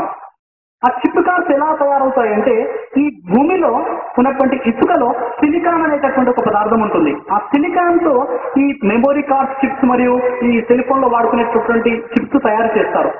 దానికి దైవం ఇచ్చినటువంటి ఒక గొప్ప శక్తి ఏమిటంటే, ఈ మెమొరీని నిక్షిప్తం చేసుకునేటటువంటి శక్తిని దైవం ఇచ్చాడు. కాబట్టి ఈ సెల్ ఫోన్ ద్వారా మొత్తం వీడియో, ఆడియో రికార్డింగ్ ఇవన్నీ కూడా అవుతుంటాయి. అలాగే ఖురాన్ లో సూరే జిల్జల్ 99వ అధ్యాయం 4వ వచనంలో తెలియజేయడం జరిగింది. అక్కడ చెప్పబడిన విషయం ఏంటంటే, భూమి తనపై జరిగినటువంటి సమాచారాన్ని మొత్తం కూడా తెలియజేయబడినప్పుడు, అంటే భూమి రేపు ప్రళయం రోజు దేవునితో చెబుతుంది, ఓ దేవా ఈ వ్యక్తి ఫలానా సమయంలో ఈ తప్పు చేశాడు, ఈ వ్యక్తి ఫలానా సందర్భంలో ఇలా వ్యవహరించాడు అని ఈ భూమి రేపు అక్కడ దైవం సమక్షంలో తెలియజేస్తుంది. ఖురాన్ సూరే యాసిన్ 36వ అధ్యాయము 65వ వచనంలో, మేము రేపు తీర్పు దినం రోజు మీ మీ యొక్క నోళ్లకు తాళాలు వేస్తాము, ముద్ర వేస్తాము. అప్పుడు మీ కళ్ళు ఏమి చేశాయో సాక్ష్యం ఇస్తాయి, మీ యొక్క చేతులు ఏమి చేస్తాయో చెబుతాయని పురాణ గ్రంథంలో దేవుడు తెలియజేశాడు. కాబట్టి సోదరులారా, స్వర్గము నరకం అనేటటువంటి అగోచర విషయాలు, వాటిని ఒక నమ్మకంగా మనం విశ్వసిస్తాము. అది ఖురాన్లో దైవ గ్రంథం కాబట్టి ఖురాన్లో ఈ విషయం అనేక విషయాలు నిరూపణ అయ్యాయి. కాబట్టి ఈ విషయం కూడా ఖురాన్లో పరలోక జీవితం ఉందని చెప్పడం జరిగింది. కాబట్టి చాలా స్పష్టంగా మనం అర్థం చేసుకోవాలి. చివరిగా ఒక ఉదాహరణ ఇచ్చి నా యొక్క ఈ జవాబు నేను ముగిస్తాను. ఇద్దరు వ్యక్తులు ఉన్నారు. ఒక వ్యక్తి, మొదటి వ్యక్తి ఏ, బి అనేటటువంటి ఇద్దరు వ్యక్తులు ఉన్నారు. ఏ అనే వ్యక్తి ఏమంటున్నాడు అంటే, చనిపోయిన తర్వాత జీవితం లేదు, స్వర్గం లేదు, నరకం లేదని జీవితం గడుపుతున్నాడు. డి అనేటటువంటి వ్యక్తి చనిపోయిన తర్వాత స్వర్గ నరకాలు ఉన్నాయి అనేటటువంటి భావంతో జీవితం గడుపుతున్నాం. ఇద్దరు ఒక విషయాన్ని నమ్ముతున్నారు. ఏంటి? మరణము. మీరు మరణం నమ్ముతారా? నమ్ముతారా? నమ్ముతారు. మరణం అన్న విషయాన్ని ఏ, బి అనే ఇద్దరు వ్యక్తులు నమ్ముతున్నారు. కానీ ఏ అనే వ్యక్తి ఏమన్నాడు? చనిపోయిన తర్వాత స్వర్గము లేదు, నరకము లేదు. బి అనే వ్యక్తి చనిపోయిన తర్వాత స్వర్గ నరకాలు ఉన్నాయని. ఒకానొక రోజు ఇద్దరు చనిపోతారు, చావు ఉంది, విశ్వసిస్తున్నారు, నమ్ముతున్నారు. ఒకవేళ చనిపోయిన తరువాత ఒకవేళ స్వర్గ నరకాలు, నరకం ఉందనుకోండి, ఎవరు పట్టుబడతారు? ఏ అనే వ్యక్తి పట్టుబడతాడా? బి అనే వ్యక్తి పట్టుబడతాడా? ఎవరు పట్టుబడతారు? ఏ అనే వ్యక్తి పట్టుబడతాడు. ఒకవేళ చనిపోయిన తర్వాత స్వర్గ నరకాలు లేవనుకోండి, అప్పుడు ఎవరు పట్టుబడతారు? ఎవరు కూడా పట్టుబడరు. కాబట్టి వివేకి, జ్ఞాని యొక్క లక్షణం ఏంటంటే, ఎందులోనైతే ప్రయోజనం ఉందో వాటిని అతడు స్వీకరిస్తాడు. కాబట్టి ఈ ప్రశ్నకు జవాబు దొరికిందని నేను ఆశిస్తున్నాను. శ్రీరామ్ గారికి నమస్కారం అండి. మరి కొత్తపల్లి గ్రామం, క్రాంతి కుమార్. 3 మతాల బోధన సమానమైన మీరు ఇప్పటివరకు బోధించారు కదా. అయితే చివరిలో ఖురాన్ ఆచరిస్తే మాత్రమే స్వర్గం అన్నారు. మరి మిగతా 2 మతాలు ఆచరించడం వల్ల కానీ, మిగతా 2 మతాల గ్రంథాలు ఆచరించడం వల్ల కానీ, ముఖ్యంగా బైబిల్ ఆచరించడం, బైబిల్ కూడా మొత్తం తీసుకుంటే 2 సరిపోతుంటే మొత్తం ప్రతి ఒక్కరికి సరిపోతుంది. కానీ చివరిలో ఏమన్నారంటే ఒకే ఒక మాట అన్నారు. ఏంటది? ఖురాన్ మాత్రమే ఆచరించిన వారు స్వర్గానికి వెళ్తారు అని అన్నారు. దీనికి మీరు ఎలాంటి ఆధారాలను చూపించగలుగుతారా, లేదా మిగతా 2 గ్రంథాలు తప్పని నిరూపించగలుగుతారా? అయితే ఇక్కడ సోదరుడు ప్రశ్నించారు. 3 గ్రంథాల నుండి మీరు విషయాలు చెప్పుకుంటూ వచ్చారు. చివరిగా ఖురాన్ని ఆచరిస్తేనే స్వర్గము అనేటటువంటి విషయం చెప్పారు. అయితే ముందుగా ఈ 3 గ్రంథాల్లో ఉన్నటువంటి విషయం ఏంటి అన్నది కాస్త మనం పరిశీలించాలి. ఈ విషయం చూసినప్పుడు ఖురాన్ ఏదైతే విషయం చెప్పిందో, ఖురాన్లో సూరా బఖరా 2వ అధ్యాయము 163వ వచనంలో, వా ఇలాహుకుం ఇలాహు వాహిద్ లా ఇలాహ ఇల్లాహు రహ్మానుర్ రహీం, మీ దేవుడు ఒక్కడే, ఆ కరుణామయుడు, ఆ కృపాతోడు తప్ప మరొక దేవుడు లేడు. ఈ విషయాన్ని ఋగ్వేదం 6వ మండలం 45వ సూక్తం 16వ మంత్రంలో, యా ఏక ఇత్తముస్తుని, ఒక్కడు సాటి సమానము లేని ఆయన్నే స్తుతించనని, ఈ విషయాన్ని మార్కు స్వార్త 12వ అధ్యాయం 29వ వచనంలో యేసు చెప్తున్నారు, ఓ ఇశ్రాయేలు వినుము, మన దేవుడైన ప్రభు అద్వితీయుడు ఒక్కడే అని. ఇలా ఒక్కడు అని చాలా విషయాలు ఖురాన్ మరియు ఇతర గ్రంథాలతో సరి సమానంగా ఉన్నాయి. ఇలా బహుదైవారాధన చేయకూడదని బైబిల్, గీత, ఖురాన్ గ్రంథాల్లో ఉన్నాయి.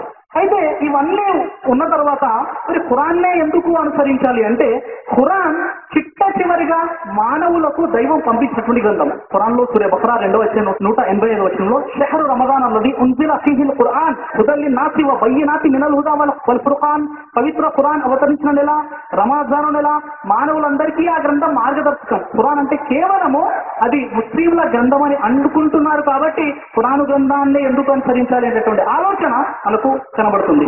ఎందుకంటే ఖురాన్లో సూరా అల్ అంబియా 21వ అధ్యాయము 10వ వచనంలో, ఓ మానవులారా, మీకోసం మేము ఒక గ్రంథాన్ని పంపాము, అందులో మీ ప్రస్తావనే ఉంది. అంటే కొంతమంది హైందవ సోదరులు ఏమనుకుంటున్నారంటే, ఖురాన్ అన్నది ముస్లింల గ్రంథం అండి అని అనుకుంటున్నారు. ఖురాన్ సమస్త మానవాళి కోసం వచ్చినటువంటి గ్రంథం కాబట్టి ఖురాన్నే అనుసరించండి అని నేను చెప్పాను. అయితే గత గ్రంథాలు మార్పు చేర్పులకు గురైపోయాయి. మీరు భగవద్గీత గ్రంథాన్ని చూసినప్పుడు ఉపోద్ఘాతం పేజ్ నెంబర్ 26లో అక్కడ గీతా ప్రస్తావన చెప్తూ, గీతాలో స్టార్టింగ్ లో 745 శ్లోకాలు ఉండేది, ఇప్పుడు 701 శ్లోకమే ఉంది. అంటే 44 శ్లోకాలు కాల గర్భంలో గడిచిపోయాయని. ఇక అదే విధంగా బైబిల్ గ్రంథాన్ని కూడా మనం చూసినప్పుడు బైబిల్లో ఈ జాన్ రత్నం నసరావు బైబిల్ గ్రంథ చరిత్రను రాశారు. అందులో అసలు బైబిల్ ఎప్పుడెప్పుడు ఎన్నిసార్లు సవరించబడింది, ఎన్నిసార్లు మార్పు చేర్పులు గురైపోయింది అన్న విషయాలు అక్కడ చెప్పడం జరిగింది. కానీ ఖురాన్ లో సూరే అల్ హెజ్ర్ 15వ అధ్యాయము 9వ వచనంలో సృష్టికర్తనైన అల్లాహ్ సెలవిచ్చాడు, మేము ఈ ఖురాను గ్రంథాన్ని అవతరింపజేశాము, ప్రళయం వరకు దీన్ని మేము రక్షిస్తాము. అంటే ఖురాను గ్రంథాన్ని రక్షించే బాధ్యత స్వయంగా అల్లాహే తీసుకున్నాడు. గత గ్రంథాలు మార్పు చేర్పులకు గురైపోయిన తర్వాత చిట్ట చివరిగా దైవము ఖురాను గ్రంథాన్ని అవతరింపజేశాడు. దీని రక్షణ బాధ్యత స్వయంగా అల్లాహే తీసుకున్నాడు. ఉదాహరణ చూడండి, ప్రపంచం మొత్తంలో పూర్తి భగవద్గీతను కంఠస్థం చేసిన వారు లేరు. ప్రపంచం మొత్తంలో పూర్తిగా వేదాలను కంఠస్థం చేసినటువంటి వారు ఎవరు కూడా లేరు. ప్రపంచంలో పూర్తి బైబిల్ ఏ పేజీలో ఏముందని కంఠస్థం చేసిన వారు కూడా లేరు. కానీ మన ఆంధ్రప్రదేశ్లో కోట్ల మంది ఉన్నారు, వారు ఖురాను గ్రంథాన్ని కంఠస్థం చేస్తున్నారు. ఏ పేజీలో ఏముంది. ఇలా దైవము ఖురాను గ్రంథాన్ని రక్షించాడు. ఇస్లాంలో చూసి ఉంటారు, కొన్ని మదర్సాల్లో పిల్లల్ని వేయడం జరుగుతుంది. అందులో 6, 7, 8 సంవత్సరాల పిల్లలు పూర్తి ఖురాను గ్రంథాన్ని కంఠస్థం చేసుకొని బహార్ చేసుకుని ఉంటారు. అంటే ఈ ఖురాను గ్రంథాలన్నిటి కూడా జమా చేసి తగలబెట్టేసిన మళ్ళీ ఖురాన్ రాయగలరు. ఎందుకంటే ఖురాన్ మానవ హృదయ ఫలకంలో నిండిపోయి ఉంది. అలా దైవం వాటిని రక్షించాడు. గత గ్రంథాలు మార్పు చేతులకు గురయ్యాయి కాబట్టి ఈ గ్రంథాన్ని అనుసరించాలి. వాటికి వీటికి తేడా ఏంటంటే కొన్ని విషయాల్లో తేడా ఉంది. ఈ ప్రశ్న ఎందుకు సంభవిస్తుంది అంటే ఖురాన్ అది సాయిబుల గ్రంథము అనేటటువంటి ఆలోచన ఎప్పుడైతే మనకు తొలగిపోతుందో అప్పుడే ఈ విషయం అర్థమవుతుంది. ఈ ప్రశ్నకు సమాధానం దొరికిందని నేను ఆశిస్తున్నాను. ఈ సోదరునికి మరి ఖురాను గ్రంథాన్ని బహుకరిస్తున్నాను. స్టేజ్ పైకి వచ్చి ఖురాను గ్రంథాన్ని, తెలుగులో ఉన్నటువంటి ఖురాను గ్రంథాన్ని తీసుకోవాల్సిందిగా కోరుతున్నాను.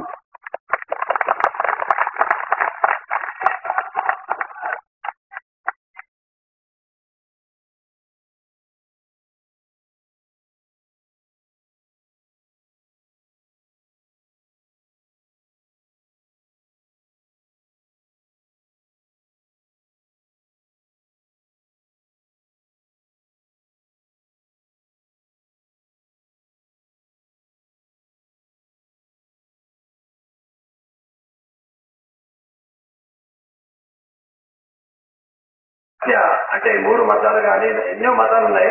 అన్ని మతాల మధ్య దూరాన్ని తగ్గించడానికి చేసే ప్రయత్నంలో మీరు చేస్తున్న కృషి నేను నిజంగా అభినందిస్తున్నాను. ఇది ఎంత అందులో భాగంగా ముస్లిం సోదరుల నుంచి మొట్టమొదటిసారిగా ఈ విధంగా ప్రయత్నం చేయడం నాకు నిజంగా సంతోషంగా ఉంది. ఇటువంటి భావాలు ప్రతి ఒక్క ముస్లిం సోదరులో రావాలి. మనమందరం ఒకటేనే భావన తప్పనిసరిగా ప్రతి ఒక్కరి హృదయంలో నాటుకోవాలి. అయితే ఇందులో భాగంగా నేను ఒక ప్రశ్న అడగదలుచుకున్నాను. ఆ సోదరులు భగవద్గీతలో కానీ మన ఖురాన్లో కానీ లేకపోతే బైబిల్లో కానీ లేవని చెప్పినట్టుగా నేను నా దృష్టికి వచ్చింది, విన్నాను. అయితే ఏంటంటే పునర్జన్మ విషయంలో నేను ఒక ప్రశ్న అడగదలుచుకుంటున్నాను. పునర్జన్మకు సంబంధించినటువంటి విషయం మీరు అడిగారు. అయితే ముఖ్యంగా ఏంటంటే హైందవ గ్రంథాలు 2 రకాలు, ఒకటి శృతి, 2 స్మృతి. శృతి అంటే హైందవ పండితుల అభిప్రాయం ప్రకారం గాలిలో వచ్చిన శబ్దము మరియు దైవ భాషగా విశ్వసిస్తారు. స్మృతి అనేది ఏదైతే ఉందో ఇది కొంతమంది మానవులు మరియు కొంతమంది ఋషుల ద్వారా వ్రాయబడినటువంటి దాన్ని స్మృతి అంటారన్నమాట. శృతిలో భాగం ఏంటంటే వేదాలు మరియు ఉపనిషత్తులు. చతుర్వేదాల్లో ఎక్కడ కూడా పునర్జన్మ సిద్ధాంతం లేదు. అంటే మళ్ళీ మంచి పనులు చేసుకుంటే ఈ లోకంలో మానవుడిగా పుట్టడం, చెడు పనులు చేసుకుంటే ఈ లోకంలోనే జంతువుగా పుట్టడం అనే భావన ఈ చతుర్వేదాల్లో లేదు. అందుకే నా ప్రసంగంలో నేనేమన్నానంటే హైందవ గ్రంథాల్లో వేదాలలో ఎక్కడ కూడా లేదన్నాను. భగవద్గీత చెప్పలేదు. భగవద్గీతలో పునర్జన్మ సిద్ధాంతం ఉంది, చాలా శ్లోకాలు ఉన్నాయి. కానీ హైందవ పండితులు ఏమన్నారంటే హైందవ మత గ్రంథాలు ముఖ్యంగా ఈ యొక్క వేదాలు చాలా ప్రామాణికమైనటువంటి గ్రంథాలు. వేదాలకు వ్యతిరేకంగా ఉన్నటువంటి ఏ హిందూ గ్రంథాలు కూడా అంగీకరించబడవు. కాబట్టి వేదాలు ప్రామాణికమైనటువంటి గ్రంథాలు కాబట్టి వేదాలలో ఎక్కడ కూడా పునర్జన్మ సిద్ధాంతం లేదు, అందులో పరలోకవాదన ఉంది అనే విషయాన్ని నేను తెలియజేశాను. అందులో భాగంగా ఏంటంటే స్మృతిలో అందులో పురాణాలు తర్వాత ఇతిహాసాలు ఇవన్నీ కూడా వస్తాయి. కాబట్టి మరి ఏదైతే మీరు ప్రశ్నించదలుచుకున్నారో ప్రామాణికమైనటువంటి గ్రంథాలను ప్రశ్నిస్తే మీకు సమాధానం దొరుకుతుంది. వేదాల్లో ఎక్కడ కూడా పునర్జన్మ సిద్ధాంతం లేదు. మీ ప్రశ్నకు జవాబు దొరికిందని నేను ఆశిస్తున్నాను. నా పేరు రాజు. నేను సాఫల్యం పొందాలంటే ఏం చేయాలి? సోదరుడు అడిగినటువంటి ప్రశ్న, నేను సాఫల్యం పొందాలి అంటే ఏం చేయాలి? ఈ విషయం గురించి అంతిమ దైవగ్రంథం ఖురాన్లో సూరే అల్ అస్ 103వ అధ్యాయము, ఇందులో సృష్టికర్త అయినటువంటి దైవము మానవుడు సాఫల్యం పొందడానికి చేయాల్సినటువంటి పనుల గురించి చర్చించాడు. అదేమిటంటే వల్ అస్ర్, కాలం సాక్షిగా ఇన్నల్ ఇన్సాన లఫీ ఖుస్ర్, మానవులందరూ కూడా నష్టానికి గురైపోయి ఉన్నారు. ఇల్లల్లదీన ఆమను, ఎవరైతే ఆ దైవాన్ని విశ్వసించారో, వామిలు స్వాలిహాతి, సత్కార్యాలు చేశారో, వతవాసౌ బిల్ హక్కై, సత్యాన్ని ఉపదేశించేవారు, వతవాసౌ బిస్ సబ్ర్, మరియు సహనం కలిగి ఉన్నటువంటి వారందరూ కూడా సాఫల్యం పొందుతారు, వారు నష్టంలో లేరని తెలియజేశారు. మొదటి విషయం విశ్వసించాలి, ఆ దైవాన్ని, దైవ ధర్మాన్ని, పూర్తి ఆదేశాలను విశ్వసించాలి. 2 వామిలు స్వాలిహాతి, సత్కార్యాలు, మంచి పనులు ఆచరణ చేయాలి. వతవాసౌ బిల్ హక్కై, ఇది 3వ విషయము, తెలిసినటువంటి సత్యాన్ని ప్రజలకు తెలియజేయాలి. వతవాసౌ బిస్ సబ్ర్, మరియు సహనాన్ని కలిగి ఉండాలి. ఈ 4 విషయాలు ఎవరైతే చేస్తారో వారు సాఫల్యం పొందుతారని సృష్టికర్త అయినటువంటి దైవము పురాణ గ్రంథంలో తెలియజేశారు. కాబట్టి ఈ ప్రశ్నకు జవాబు దొరికిందని నేను ఆశిస్తున్నాను. ఇంతకుముందు మీరు 3 గ్రంథాలు కూడా వినిపించారు. పుట్టిన వారికి మరణం ఉన్నది, మరణించిన మళ్ళీ గాలిలో తిరగడము, వేరే వారికి జీవితం పోయించడం అని కూడా చెప్పారు. అయితే వారికి కాల పరిమితం ఎంతవరకు ఉంది? ఎన్ని శతాబ్దాలు? చెప్పాను, ప్రజల సిద్ధాంతం వేదాలకు వ్యతిరేకము. ఖురాన్, బైబిల్ కూడా ఈ విషయాన్ని ఖండిస్తుంది. అయితే చనిపోయినటువంటి వారు తీర్పు దినం వరకు కూడా, ప్రళయం వచ్చే వరకు కూడా వారి యొక్క కాల పరిమితి ఎంత అని అడిగారు. ఎన్ని సంవత్సరాలు ఉంటారని చెప్పారు. అయితే హదీస్ లో ఉన్నటువంటి విషయం ఏంటంటే, ప్రళయానికి కొన్ని సూచనలు ఉన్నాయి. ఆ సూచనలు అన్ని నెరవేరిన తర్వాత ప్రళయం సంభవిస్తుంది. దానికంటే ముందు ఈ ఆత్మలన్నీ కూడా ఆలమే బర్జాఖ్ అనేటటువంటి ఒక ప్రదేశంలో వారు విశ్వాసుల యొక్క ఆత్మలైతే స్వర్గం యొక్క సువాసనలు ఆస్వాదిస్తూ ఉంటాయి. అవిశ్వాసుల ఆత్మలైతే అవి నరకం యొక్క శిక్షలను అనుభవిస్తూ ఉంటాయి. ఈ విషయాన్ని ఖురాన్లో సూరే అల్ ముమినూన్ 23వ అధ్యాయము 100వ వచనంలో తెలియజేయడం జరిగింది. ఈ మరణించిన వారు తిరిగి లేపబడే ఆ రోజు వరకు వారి మధ్య ఒక అడ్డుతెర ఉంటుంది, దానిని ఆలమే బర్జాఖ్ అని చెప్పారు.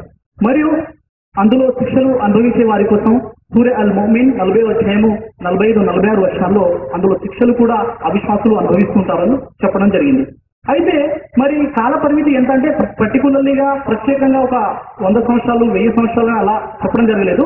కొన్ని సూచనలు ఉన్నాయన్నమాట. ప్రళయం రావడానికి కొన్ని సూచనలు ఉన్నాయి. అందులో యేసువారి 2వ రాకడ, తర్వాత యేసువారి కంటే ముందు యాజూద్ మాజూద్ అనేటటువంటి విశ్వాసులు వస్తారు, వారు ప్రపంచాన్ని వెళ్తారు. ఇలా కొన్ని విషయాలు ఉన్నాయి. ఆ విషయాలు మొత్తం నెరవేరిన తర్వాత ఈ ప్రళయం అనేది సంభవిస్తుంది. అందులో ఖురాన్ చెప్పినటువంటి విషయం ఏంటంటే, ప్రజలతో సంభాషించేటటువంటి ఒక జంతువు పుట్టనంత వరకు కూడా ప్రళయం రాదని చెప్పడం జరిగింది. ఇలా కొన్ని సూచనలు ఉన్నాయి. అవన్నీ నెరవేరిన తర్వాత ప్రళయం అనేది సంభవిస్తుంది. ఇప్పుడు కొన్ని నెరవేరాయి. ప్రవక్త ముహమ్మద్ చెప్పారు. ఏం చెప్పారంటే, వ్యభిచారం అనేది విచ్చలవిడి అయిపోతుంది, వీళ్ళం మొత్తం కూడా వ్యాపిస్తుందని చెప్పారు. ఇలాంటివి చాలా విషయాలు మన కళ్ళ ముందు కనబడుతున్నాయి. ఇలా కొన్ని విషయాలు ఉన్నాయి. అవన్నీ నెరవేరిన తర్వాత చివరిగా యేసు 2వ రాకడ వచ్చినప్పుడు ఆ యేసు వారు అయితే కానా దజ్జాల్ అనేటటువంటి ఆ వ్యక్తిని సంహరిస్తారు. అలా కొన్ని సంఘటనలు జరిగిపోయిన తర్వాత అప్పుడు ప్రళయం సంభవిస్తుంది. కాబట్టి ఈ ప్రశ్నకు సమాధానం దొరికిందని నేను ఆశిస్తున్నాను. నా పేరు ప్రతాప్ రెడ్డి. చనిపోయిన నా తల్లి కోసం నేను ఏం చేయాలి? ఖురాన్ గ్రంథంలో సూరే బనీ ఇస్రాయిల్ 17వ అధ్యాయము 23వ వచనంలో సృష్టికర్త అయినటువంటి అల్లాహ్ ఇలా తెలియజేశాడు. మీరు అల్లాహ్ను తప్ప మరొకరిని ఆరాధించకండి, మీ తల్లిదండ్రులతో సద్భావంతో మెలగండి. వారిలో ఒకరు గాని ఇద్దరు గాని ముసలి వారే మీ వద్ద ఉంటే వారితో విసుక్కుంటా మీరు ఛీ అని కూడా అనకండి. వారితో మీరు ప్రేమ, వాత్సల్యం, కరుణ కలిగి ఉండండి.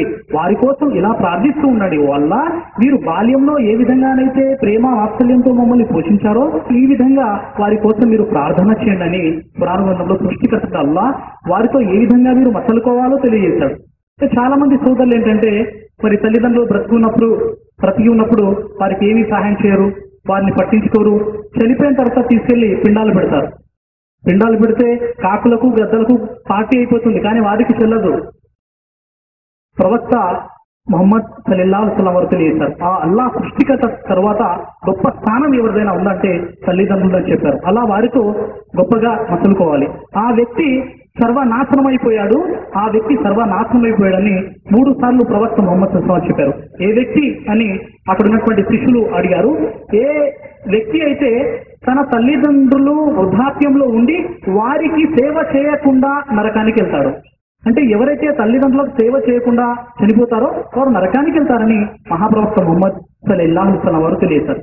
అయితే ఇప్పుడు ప్రశ్న ఏంటంటే, చనిపోయిన తర్వాత మరి మా తల్లిదండ్రులకు నేను ఏమైనా చేయగలనని ప్రశ్న ప్రతాప్ రెడ్డి గారు అడిగారు. కాబట్టి ఏమి చేయాలి అంటే ప్రవక్త ముహమ్మద్ సల్లల్లాహు అలైహి వసల్లం తెలియజేశారు, వారి కోసం మీరు దువా చేస్తుండండి, ప్రార్థన చేస్తూ ఉండండి, వారి మన్నింపు కోసం మీరు ప్రార్థన చేయండి అని చెప్పారు. ఒకవేళ వారు విశ్వాసులైతే తర్వాత వారి పేరు మీద మీరు దాన ధర్మాలు చేయండి అని చెప్పారు. వారి పేరు మీద నలుగురికి అన్నం పెట్టడం, సహాయం చేయడం, ఇలాంటివన్నీ కూడా వారి పేరు మీద మీరు దాన ధర్మాలు చేస్తూ ఉండండి అని ప్రవక్త ముహమ్మద్ సల్లల్లాహు అలైహి వసల్లం వారు తెలియజేశారు. అయితే ప్రవక్త ముహమ్మద్ సల్లల్లాహు అలైహి వసల్లం వారు ఒక గొప్ప విషయాన్ని తెలియజేశారు. అదేంటంటే ఆలమే బర్జక్. అంటే ఈ యొక్క ఆలమే బర్జక్ లో శిక్షను అనుభవిస్తున్నటువంటి వారిని ఒకేసారి తీసుకొచ్చేసి పూల తోటల్లో, ఉద్యానవనాల్లో వారిని ఊయాలలో ఊపడం జరుగుతూ ఉంటుంది. అరే అంతవరకేమో వారు శిక్షణ అనుభవించారు. వారు దేవదూతలతో అడుగుతున్నారు, ఏంటి భోగభాగ్యము, ఏంటి సుఖము, ఎందుకు ఇలా జరుగుతుందంటే వారికి దేవదూతలు ఇలా అంటారు, ప్రపంచంలోని సంతానము మీకోసం ప్రార్థన చేసి మీకోసం దాన ధర్మాలు చేశారు కాబట్టి ఇప్పుడు ఇలా మీరు ఈ సుఖాన్ని అనుభవిస్తున్నారని, క్షణికపాటి సుఖాన్ని వారు అనుభవిస్తారని ప్రవక్త ముహమ్మద్ సల్లల్లాహు అలైహి వసల్లం వారు తెలియజేశారు. కాబట్టి ఎవరైతే ముందైతే తల్లిదండ్రులు బ్రతుకున్నప్పుడే వారికి సేవలు చేయాలి, వారి యొక్క దీవెనలు మనం పొందాలి. ఒకవేళ చనిపోయిన తర్వాత వారి పేరు మీద వారి విశ్వాసులైతే వారి కోసం మన్నింపు ప్రార్థన చేయాలి. వారి పేరు మీద దాన ధర్మాలు చేసినట్లయితే తప్పకుండా అవి వారికి చెందుతాయి. మీ ప్రశ్నకు సమాధానం దొరికిందని నేను ఆశిస్తున్నాను.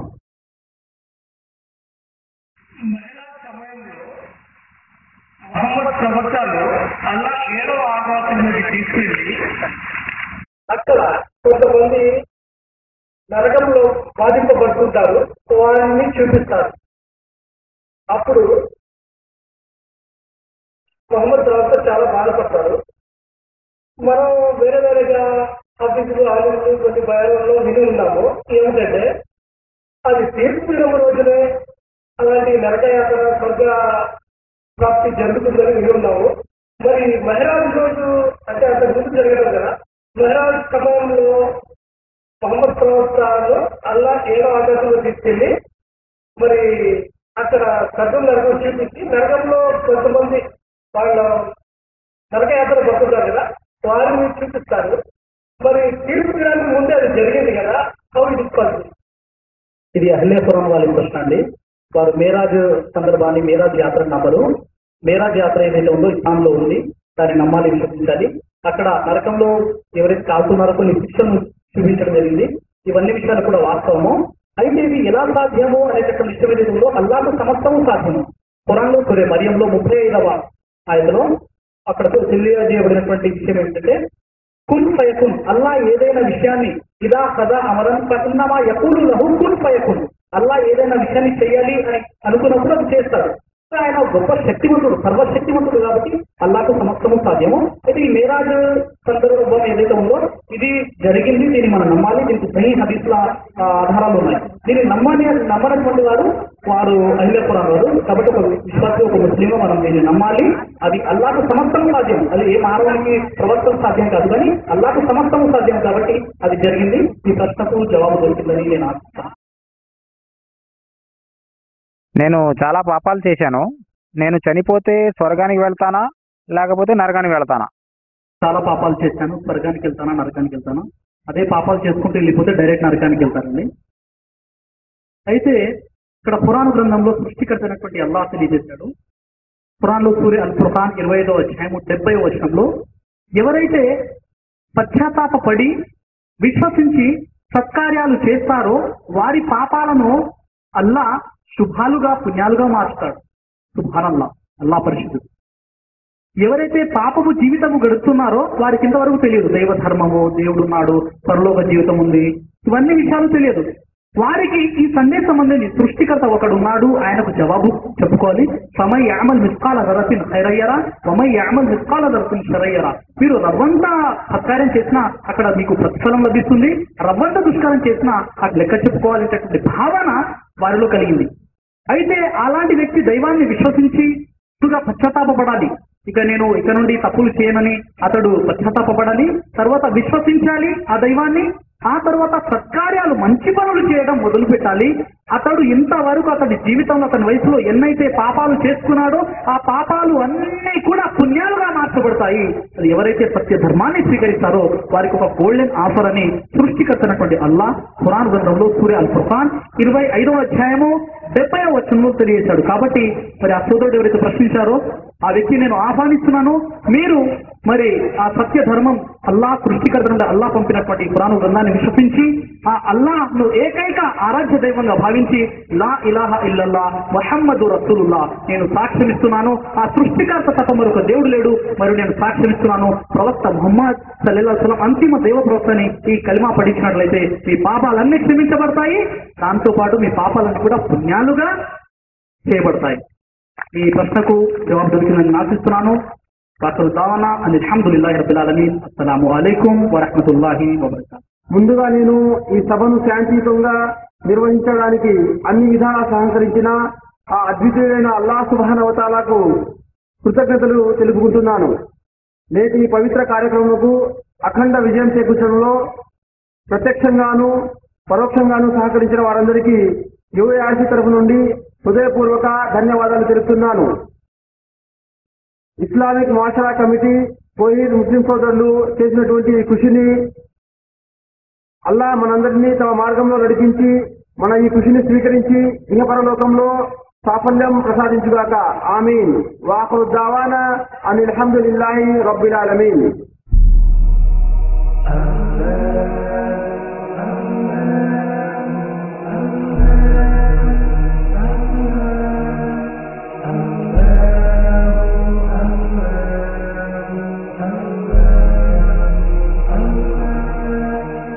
الصبح بدا من طلعته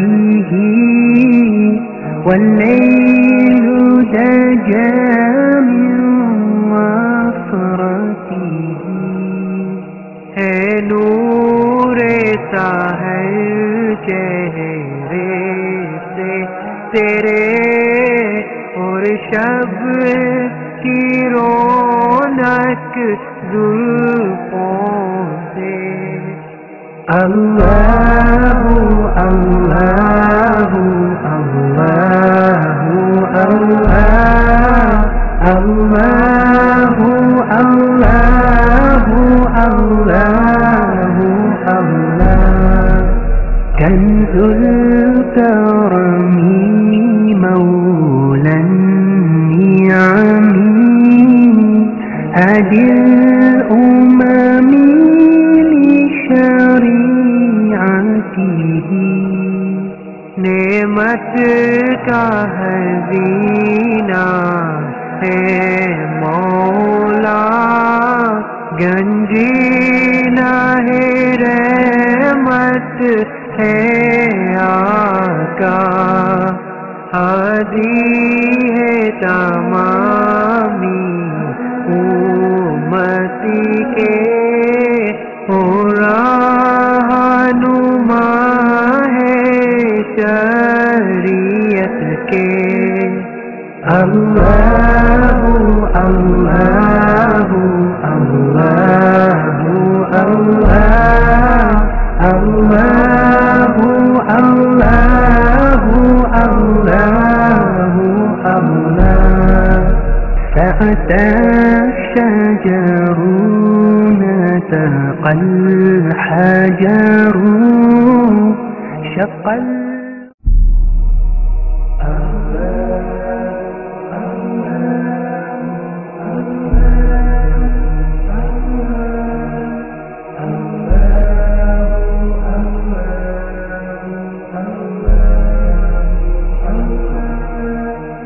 الصبح بدا من طلعته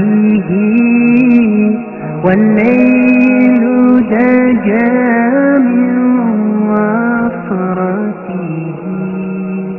है नूर साहर चेहरे से तेरे और शब की रौनक जुल्फों से अल्लाहु अल्लाहु अल्लाहु अल्लाह अल्लाहु अल्लाहु अल्लाहु अल्लाह कंजुल करमी मौलन नियामी अदिल उममी